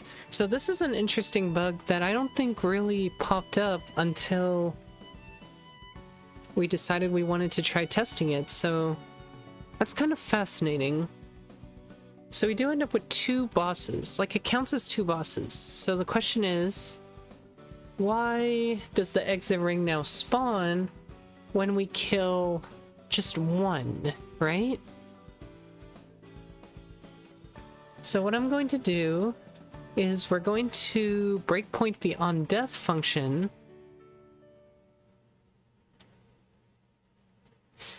because we now know there are 2 bosses, at least 2 bosses considered in this fight, which means that when we kill 1, technically the fight is not supposed to be over. So we either have a logic error or something unexpected that we did not account for in the first place. So let's see what happens.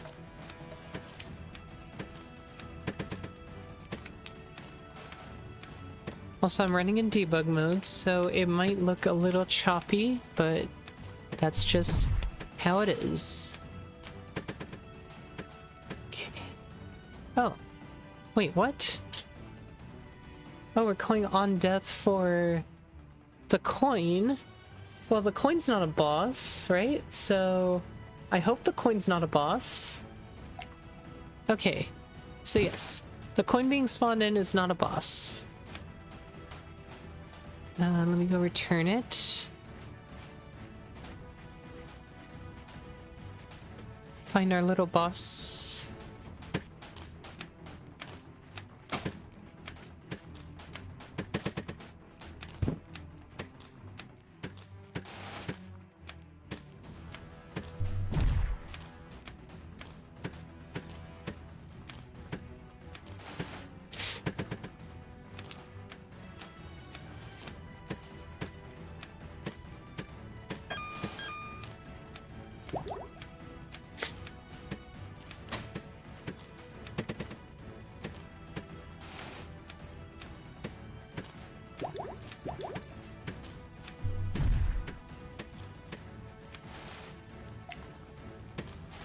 Oh, I already hit him without returning. Okay, anyway.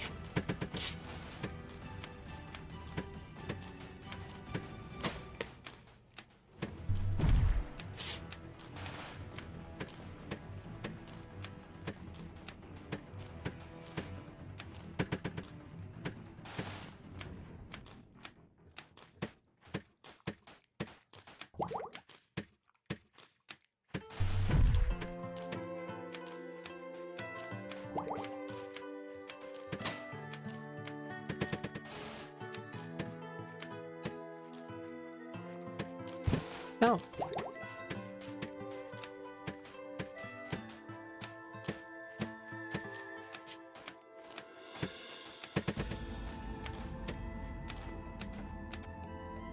Okay, so I think this is when I killed the boss.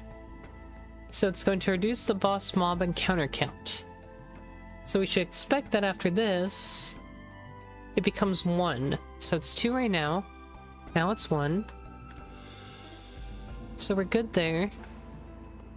Then we're gonna say if it's equal to 0. So this should not return... Oh, hold on.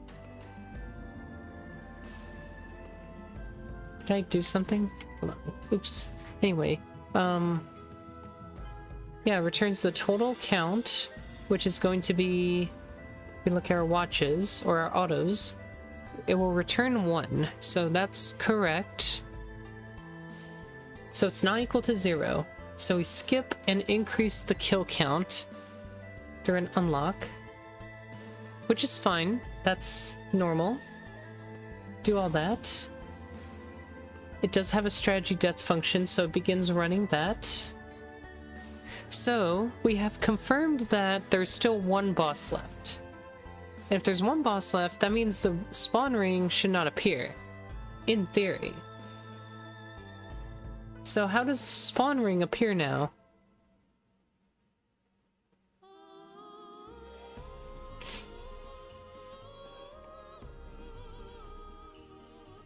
Okay, so the spawn ring would appear right here, which hasn't occurred yet, right? So... like, we're done. Boss is dead. And it looks like it's just doing that. So now my question is, did I accidentally cause this thing to spawn just by accident? Like, what? How did that happen?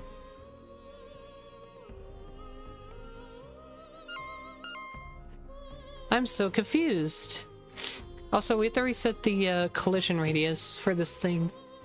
It's gonna be too big to get close enough.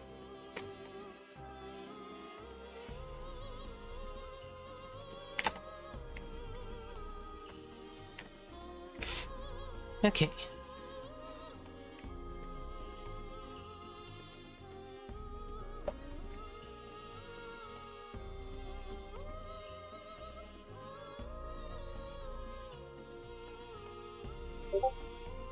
Also, maybe we don't need this? I'm not sure. This only should happen once, so... I don't know, that's iffy. It's like, okay, if the boss is dead...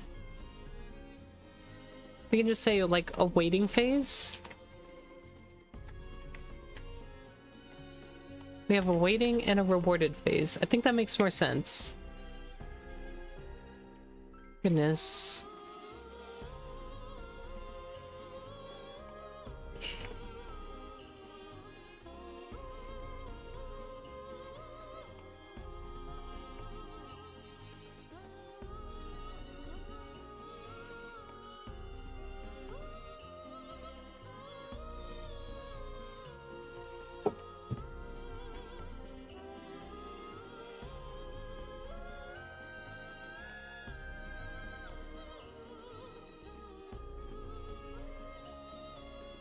So once we know the boss is dead, we go to the waiting phase. Quickly go there. Set the collision radius back to what it was before, so that the player can get close enough to actually open and trigger the box.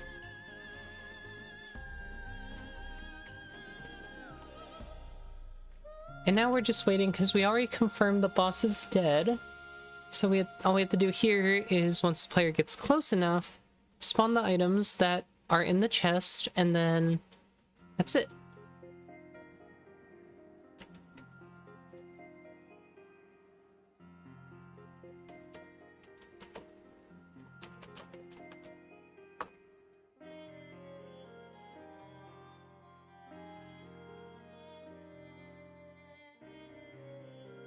Okay.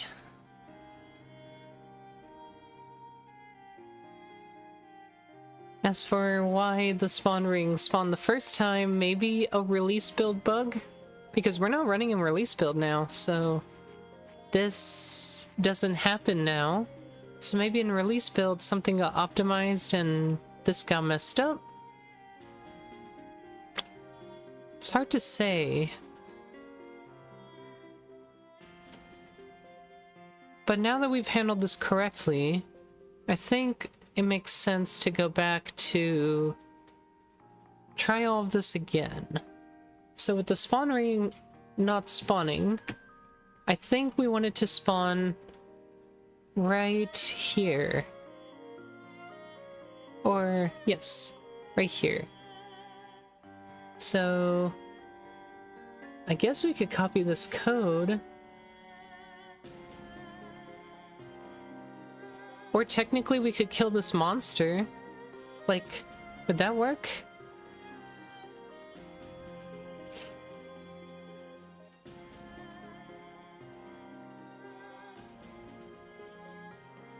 Call the death function.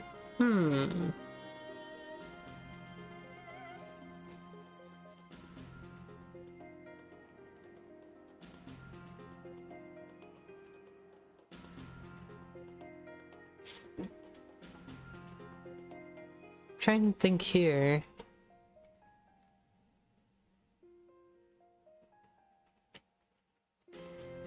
Is there a kill function? I'd be surprised if there was.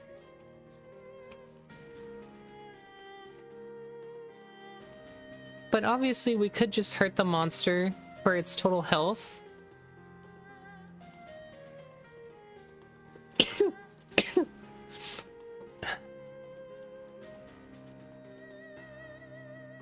Hurt. Damage info. I don't know what this contains. It's a struct. There's a target pointer. Oh, you know what? We shouldn't have to use this one. That's just for internal stuff. Here we go. So damage. We just deal however much health the treasure has, right? Which will kill it.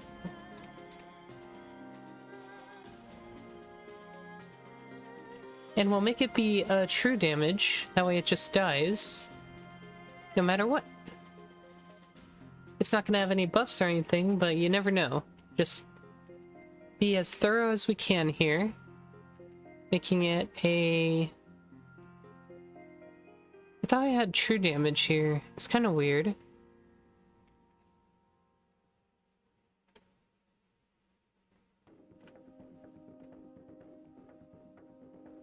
I mean, no damage number is fine. I was just hoping for a true damage. Maybe it's underscore hurt? Oh wait, no, I think it's deal true damage. There it is.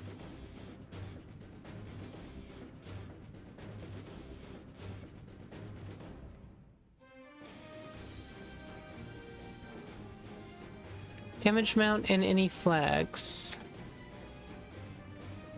Yeah. That way we can make sure it just dies. It's not affected by any, like, defensive abilities or invulnerabilities or anything at all. So then when it dies, the fight's done. The pirate itself will float over. I notice we need to set its animation, though, so we will do that. So... run towards, but set the animation to be the death animation, which I think we can just say perform death animation.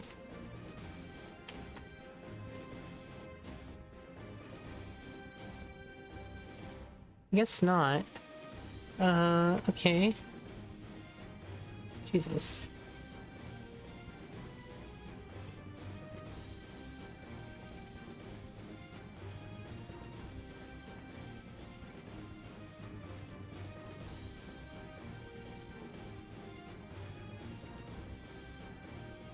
I kind of hate how the run... I'm just making sure it's called death. It is. I kind of hate how the run towards actually causes an animation change. I don't know if I can disable that. It just comes with the suite. Perform animation. Okay, so there are 2 perform animations in here.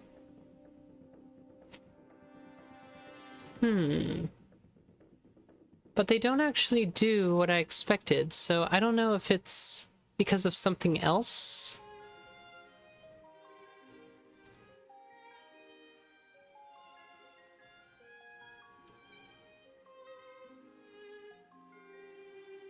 Maybe it's because of the state.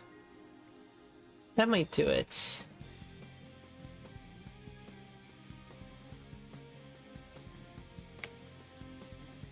Like, what actually uses this?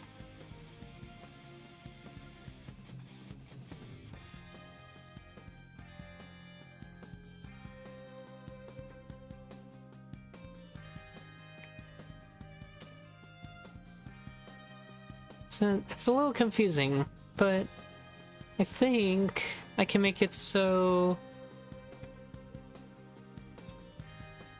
this doesn't really get affected. I think this is animation state stuff, though.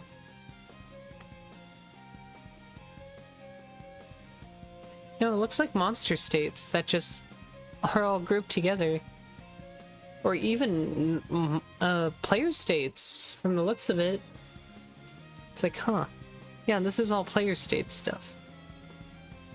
I'm just like... I'm just interested in the monster state stuff.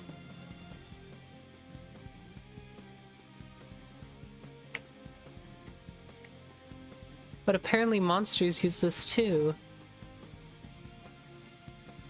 There must be something that actually reads this and adjusts the animation or something.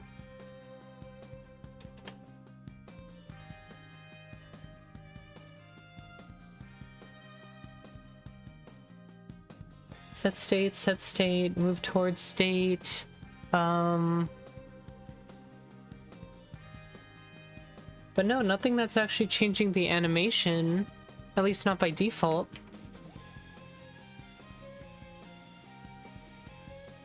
Ignore default. Oh, we have a boolean to say ignore default animations. Okay, perfect. That's exactly what I want.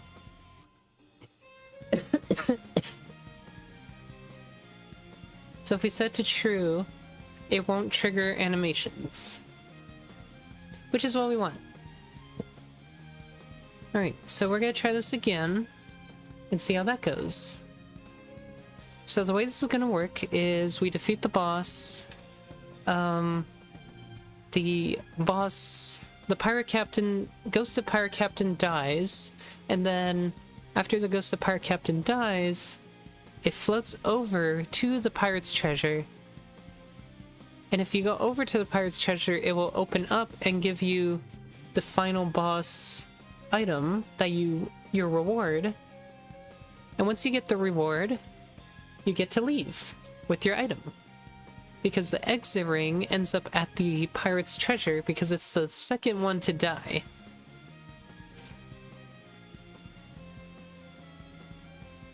We also have to make the ghost sabers despawn, so yeah. Hi there. Eamon, welcome.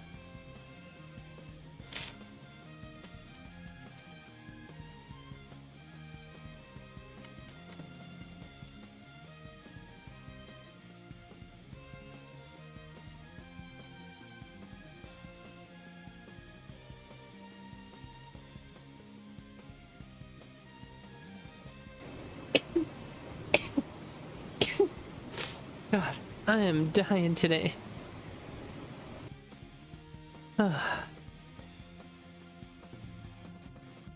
So this is the release build, which hopefully there's no more bug that's gonna end up like that. Yeah, long time no see. It's been a minute.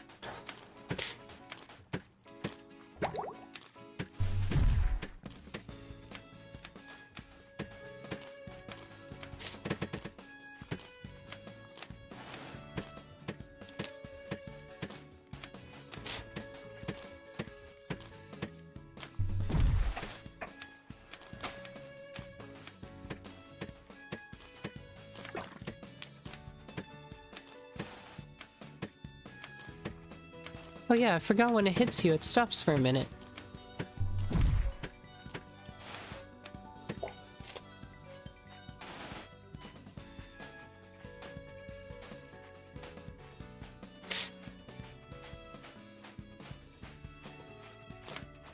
But yeah, I am just recovering from sickness, so...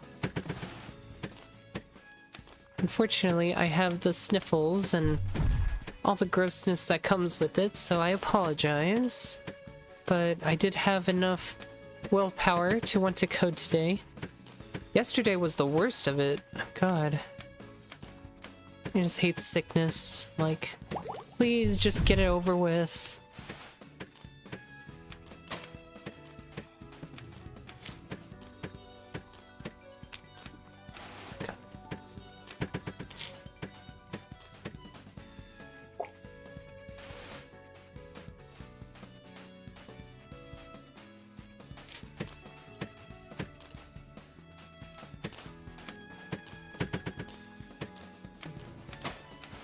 But yeah, just testing out the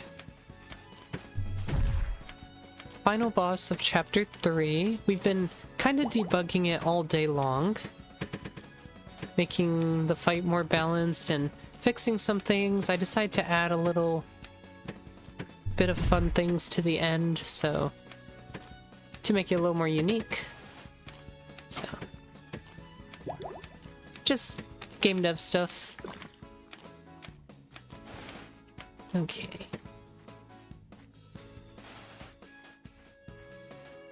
Still have to remove that coin.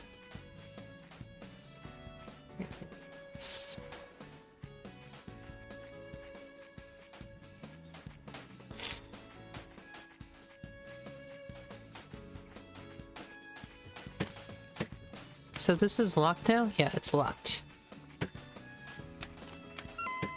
Oh.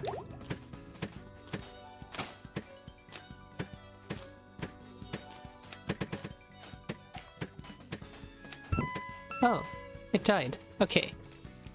Good. I still have to remove the sabers, right? So this didn't change. Don't know why.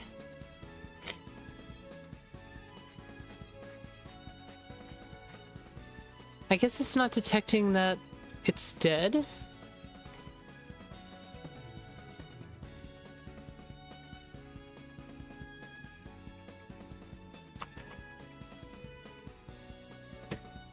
Like, the question is, are we in here? I don't think we're in here. I don't even know where we are. This isn't triggering at all. Oh, there we go. So what phase? Okay, we're unlocked. Is boss dead?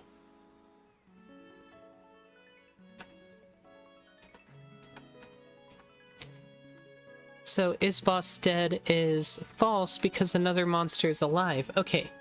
So we have to specifically check for Ghost of Pirate Captain's name, specifically. Otherwise, it's gonna keep doing it for everything. I think my pin just fell out. My hair clip.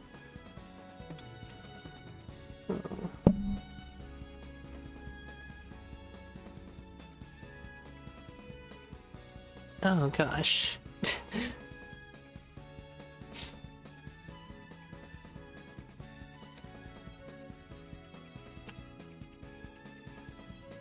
So,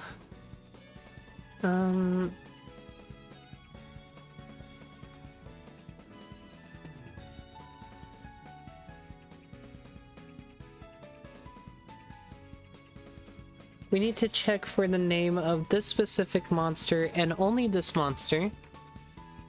So, return monster is boss, and monster, now that we know they're both considered bosses, right?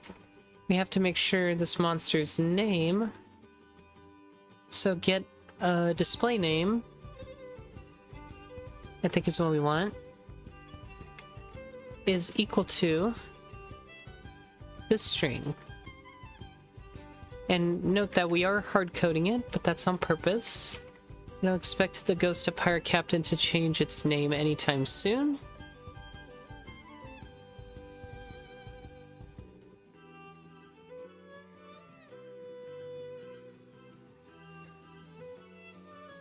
I think that's all we have to do to fix this. It should be good.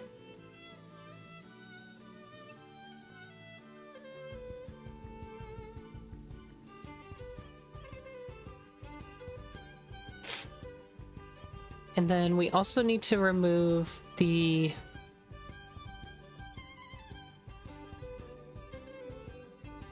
ghost sabers when we're the boss fight finishes.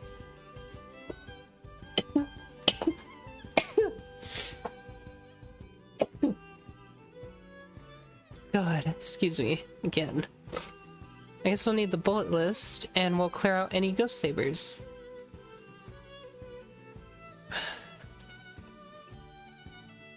I am just dying out here.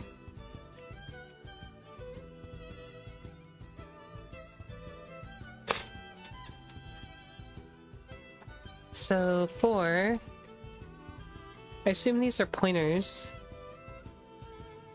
They are indeed pointers. So, because they're unique pointers, we'll get references to them.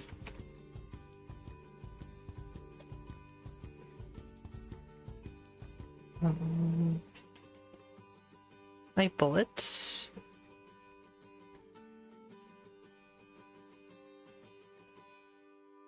In bullet list. And we're just looking for the type. Anything that's Ghost Saber is going to disappear. Or more specifically, anything that's a monster bullet type, I think. Like, we're looking for anything not friendly, so we could actually filter that out. We can just say, standard views filter.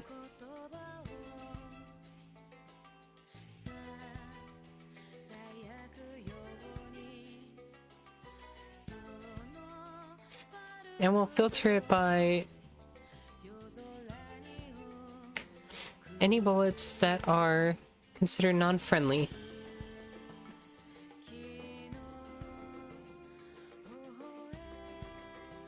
So, friendly. Not friendly means it's a monster bullet, so we will remove it from the list. Or mark it as dead, I should say.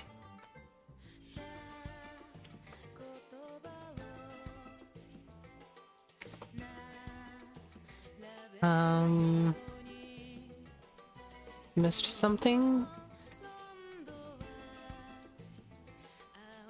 One more. And then down here... Oh. Something's not right. Okay.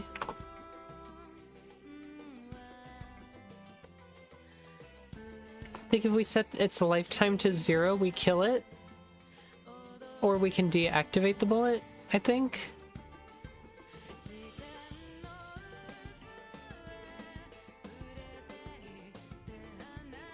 But I think if we set the lifetime to 0, it just dies.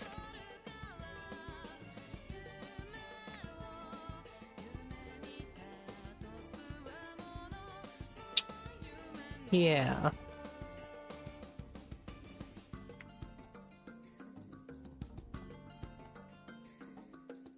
So that's that.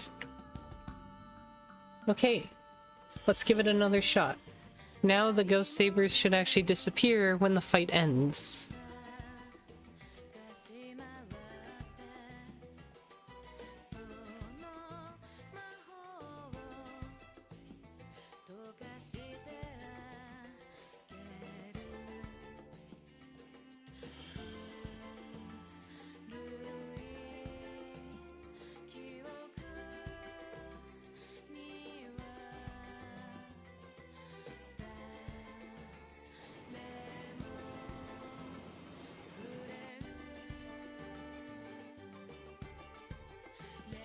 And if this works out great, then we can finally commit the fight and the boss fight will be done. Oh, my mouse cursor is chilling over health potions, I guess. I wonder if that should be a thing, like... If I'm moving around with the controller... Oh, it does do that. Good to know. Like, if I'm moving around with the controller, I don't think the mouse over pop-ups should be happening. Just saying.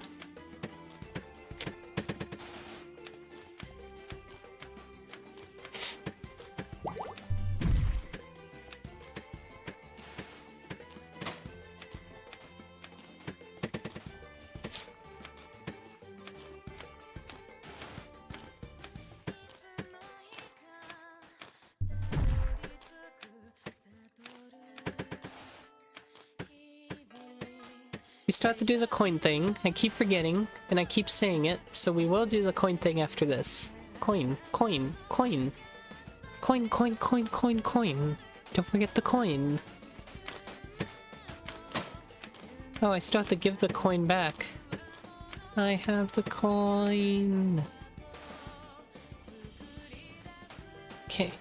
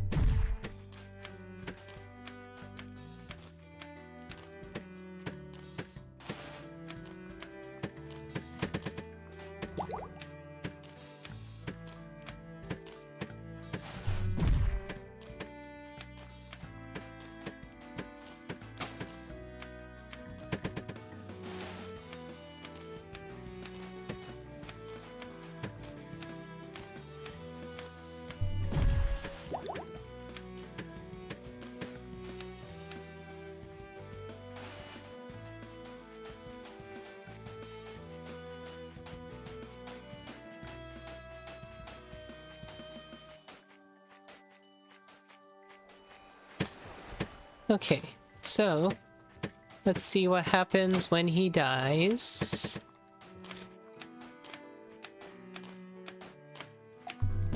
Here we go. Oh my... Oh no. Stop. No, game.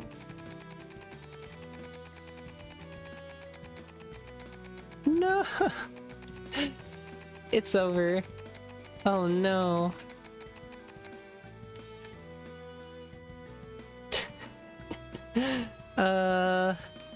Yeah, there we go. We have all the Captain's Diamond Rings in the world that you could ever, possibly, ever want. Yep. Ever.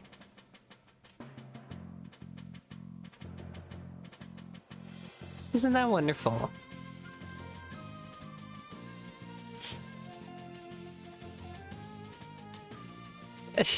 God. Oh my god. Jesus. That's great. I love it. Well, that's a stress test and a half if I've ever seen one.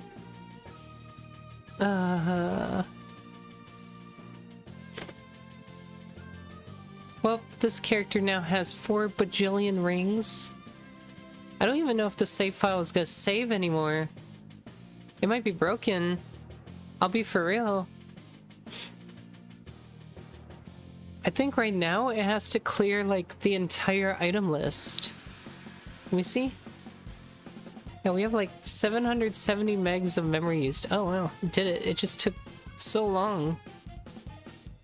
And then every time I open this file, it's gonna have to load all that memory, that data. So it's like, goodness. I'm gonna have to go through and delete like a bunch of them. Or I can disassemble a million of them. But god, that would take a while. Let me see. Can we do that real quick? I want to see if I can just have a giant test pool of fragments. That would be great. Okay. Disassemble, right? So you can just start here. Oh, it goes back to the top of the list each time? Why? That's not cool.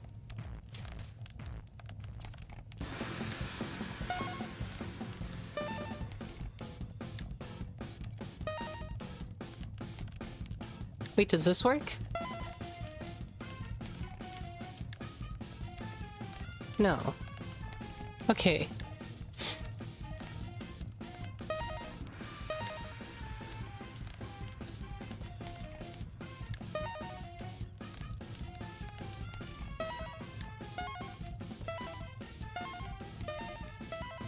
Yeah, this is gonna take forever. I'm just gonna get rid of some. God.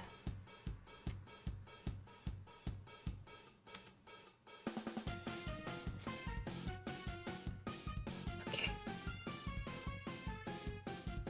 Jesus. Alright. Go to saves.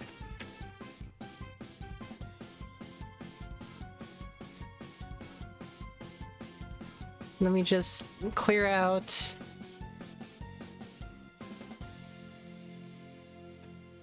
Does it not save 0? I feel like there should be more than this, but I could be wrong. Okay, maybe it wasn't as bad as I thought. There's only a couple hundred. I mean, that's still a lot of items, but I guess. Like, it's still a lot. I'm just gonna do this. Okay. So, unfortunately, that means...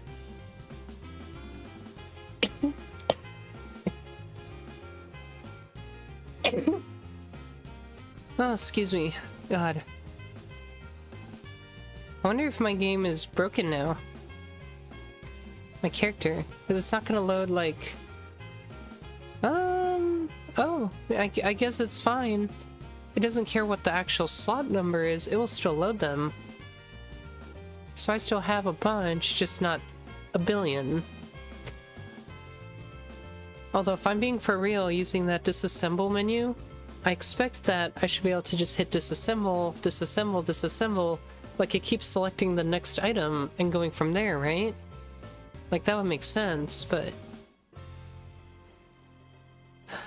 maybe. It's hard to say how I wanted that behavior to work. Okay, so... lessons learned. Be careful. So what went wrong is the question. I didn't set phase 2 rewarded, did I?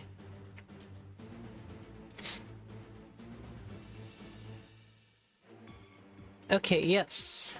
Set phase 2 rewarded. That'd be great. This all is supposed to only happen if we're in distance, by the way.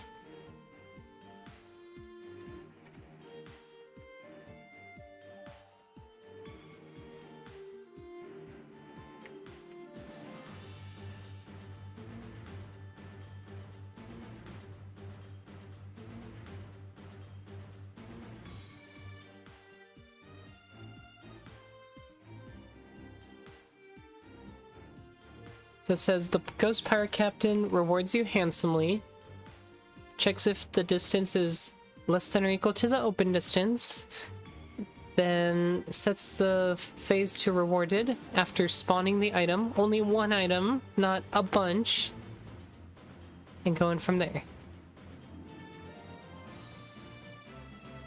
An infinite loop like that just keeps spawning things though is fun to stress test. See how far we can take things, right? It's funny, but not something that needs to actually happen. Thank you.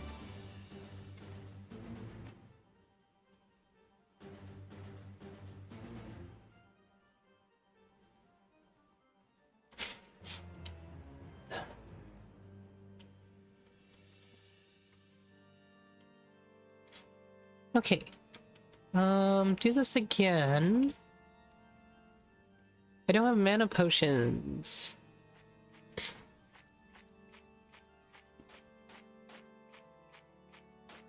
Should I use another ring? Will it make my stuff faster? It does have cooldown reduction.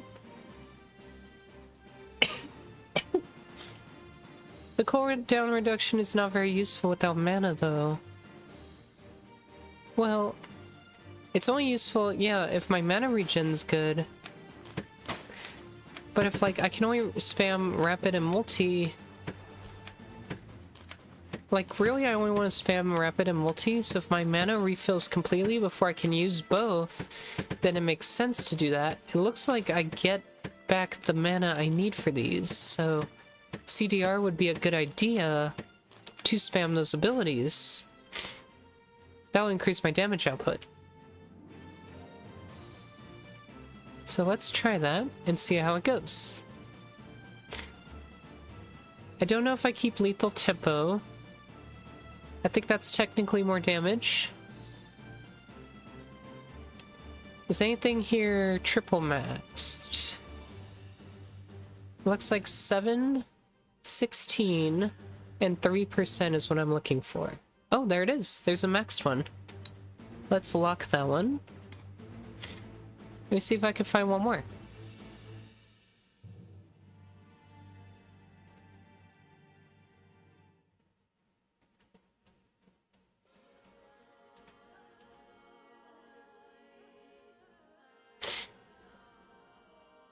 It's entirely possible we get 2, but it's rare.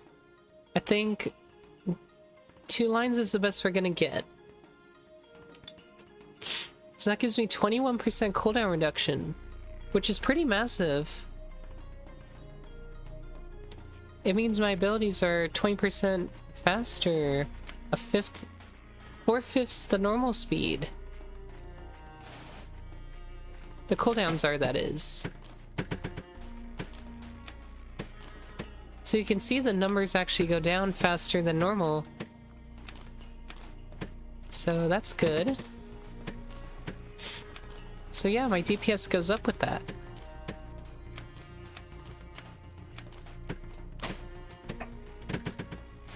Like I said, lethal tempo is technically better if I didn't have, like, that much CDR, but I do, so it works out to a little higher DPS. Just a little bit. I think I can even throw in charge shots sometimes. No, it looks like I'm gonna run out of mana if I do that, so maybe not.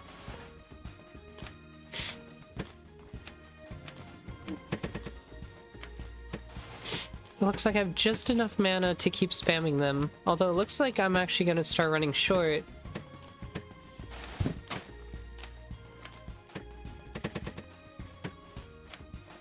But it's still 400 DPS, which is pretty high, all things considered.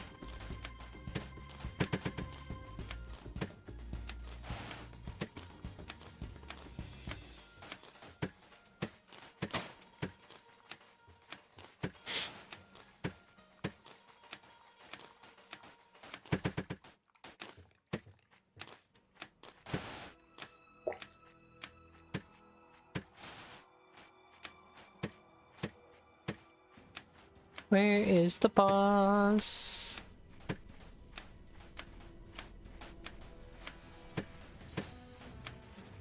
Boss is around here, maybe? Yes.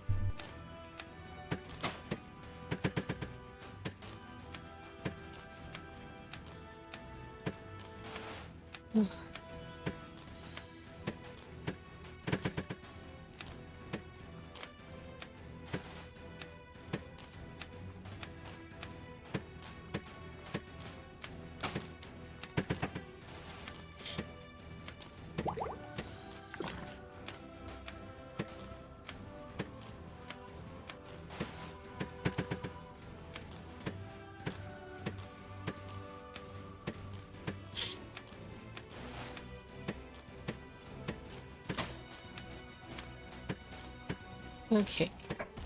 Coin, coin, coin. Can't forget about the coin stuff, right? Ouch. Cool. Oh, we have to get rid of the curse too. Dun dun dun! Yay, perfect! Works great.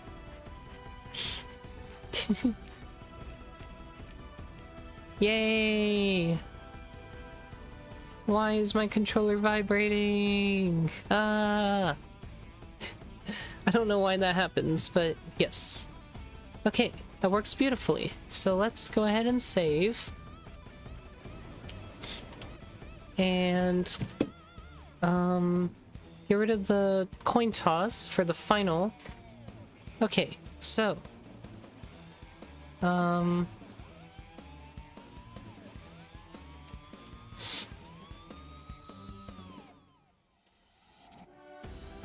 okay, we need to figure out if we're on the last curse threshold or not. So we'll do something similar here. We'll just say if on last curse phase.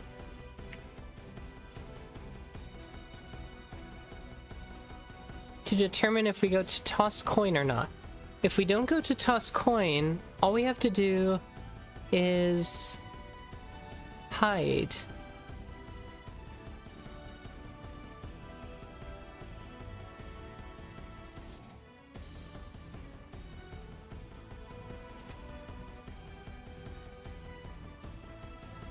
Or no, actually we can just set the toss coin wait timer to 0, right?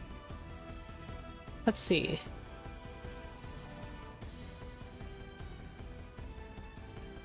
Let me think. It's like, do we even have to... Okay, because this spawns a coin. We don't actually spawn a coin. So does this... Is this a visual effect? Because I'm starting to think it is. It's like a visual effect that appears on screen for this coin.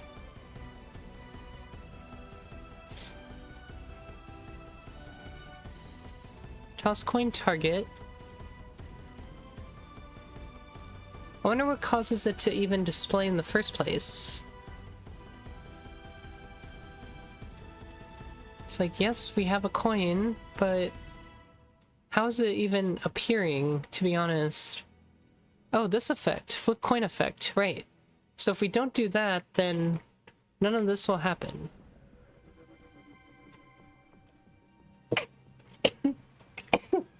If not on last curse phase,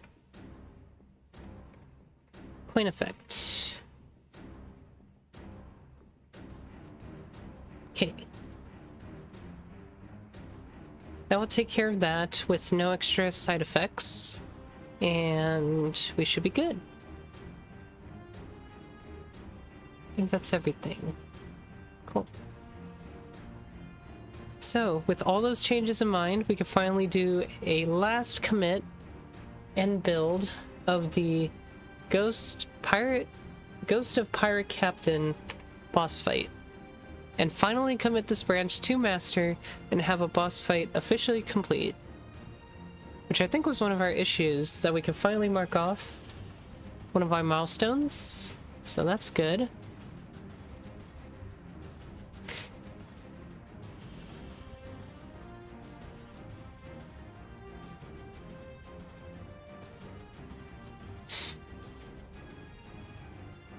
Chapter 3 Pirate Boss completed. Okay, so this will resolve issue number 83.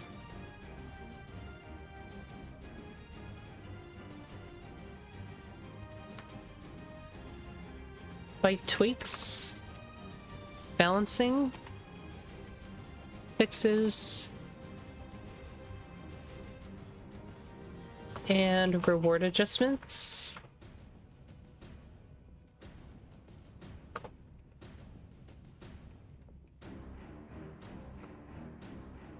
Fight is good to go mechanically. This is release build 12364. And we'll go ahead and commit this now. And before I submit it, I'm going to run unit testing on it, just to make sure that we're okay. Unit testing. And it's going to do the script and build test on my Git, so that will run as well. So let's get out the Test Explorer. Oh, it's kind of already started? I did not expect it to start doing this. Hello? When did I start this? Okay. Well, it's running the tests now, so I don't know if this is a good thing or not. I'm going to stop it and restart it.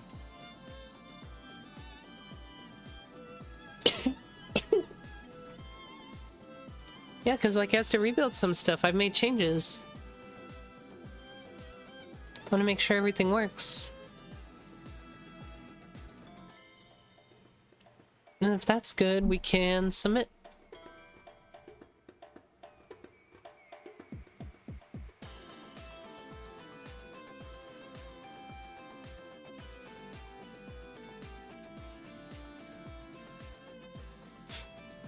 But a good coding session today. Next up on the list is all the other Chapter 4 monsters. And then we get to start on Chapter 4 bosses. We get to write more boss fights. The next bonus boss fight is going to be really interesting.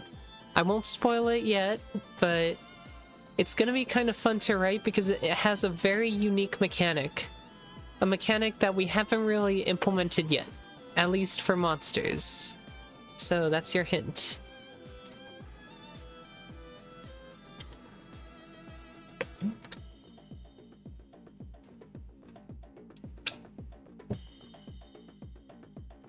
Once all these unit tests pass, which I hope they all pass, then we'll consider this good to go.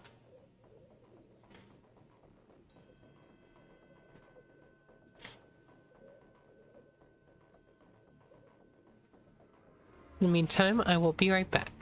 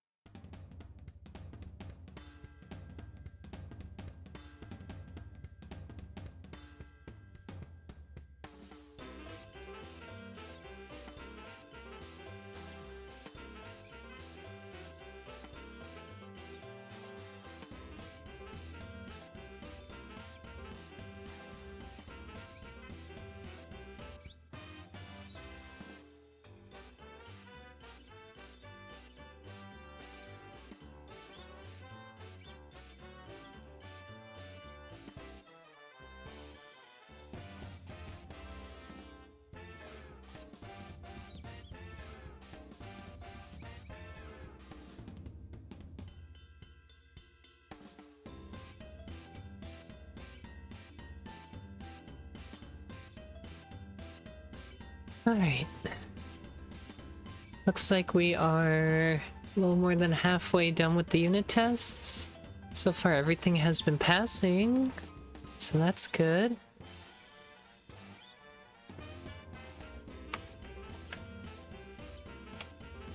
Let's see if this is built.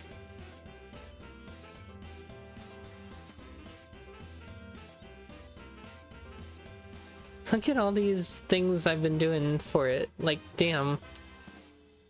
There was a lot that needed fixing from the initial branch. It's been a long time coming, but... yeah. I mean, boss fights are pretty involved, so it's expected that quite a lot of, like, code changes happen, or occur because of it.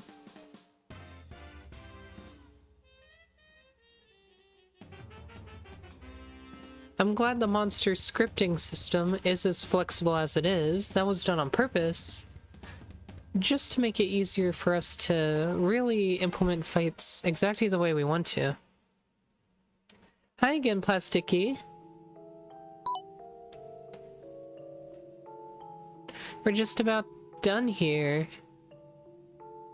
Just waiting for tests to pass and merges to happen. We're pretty much good to go.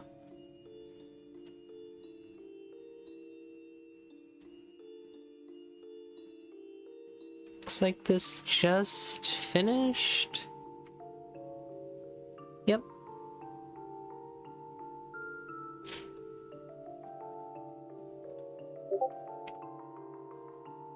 So we are merged successfully. Finally, this boss fight is done. Yay!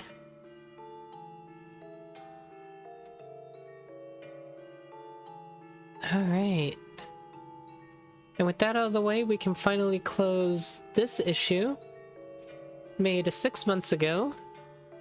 So you can tell that's been, neglected. But yeah. The next thing to work on are the Chapter 4 monster behaviors.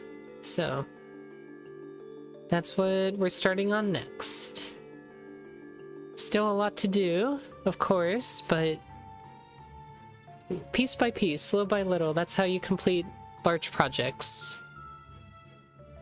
I'm just waiting to make sure these final unit tests succeed, and then we'll call it here for today. Good amount of coding progress.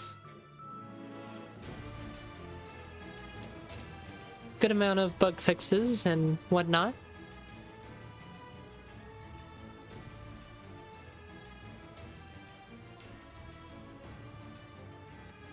I hope everybody that tuned in today enjoyed the coding session. It's kinda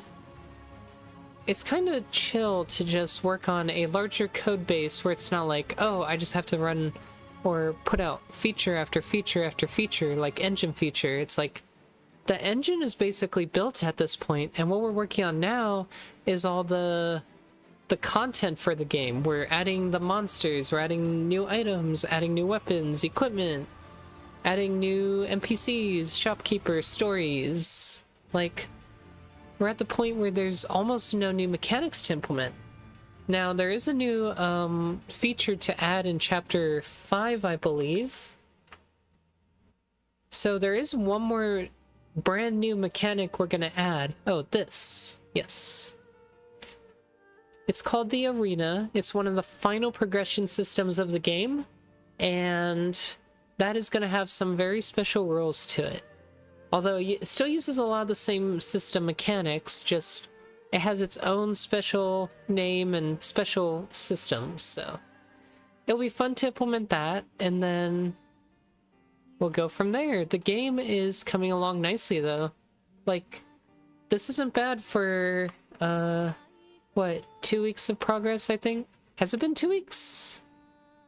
Yeah, it's been 2 weeks since I really started working on the game again. You can see the last few commits were 4 months ago. And now we're in a good cycle right now. We're in a good schedule where we're constantly putting out more stuff again. So, game's back on track, in my opinion, and we're making good progress. I really can see this game being done by the end of the year. Hopefully even way before that. Like, we can get all the game finished, get all the final artwork in, get any fixes to the music systems, do some more sound effects, finish the story, of course, and we'll have a project up and ready to go. So I'm excited. I am super duper excited to finish this project. Alright, so every unit test has passed successfully. So that means we haven't broken anything. Hooray! And Ghost of Pirate Captain is now complete. So next time we're working on Chapter 4 monster stuff. We got a lot of Chapter 4 monsters to do, so we're gonna do that next. But for now, for those of you that tuned in, thanks for watching, hope you enjoyed, and we'll see you all next time. Bye!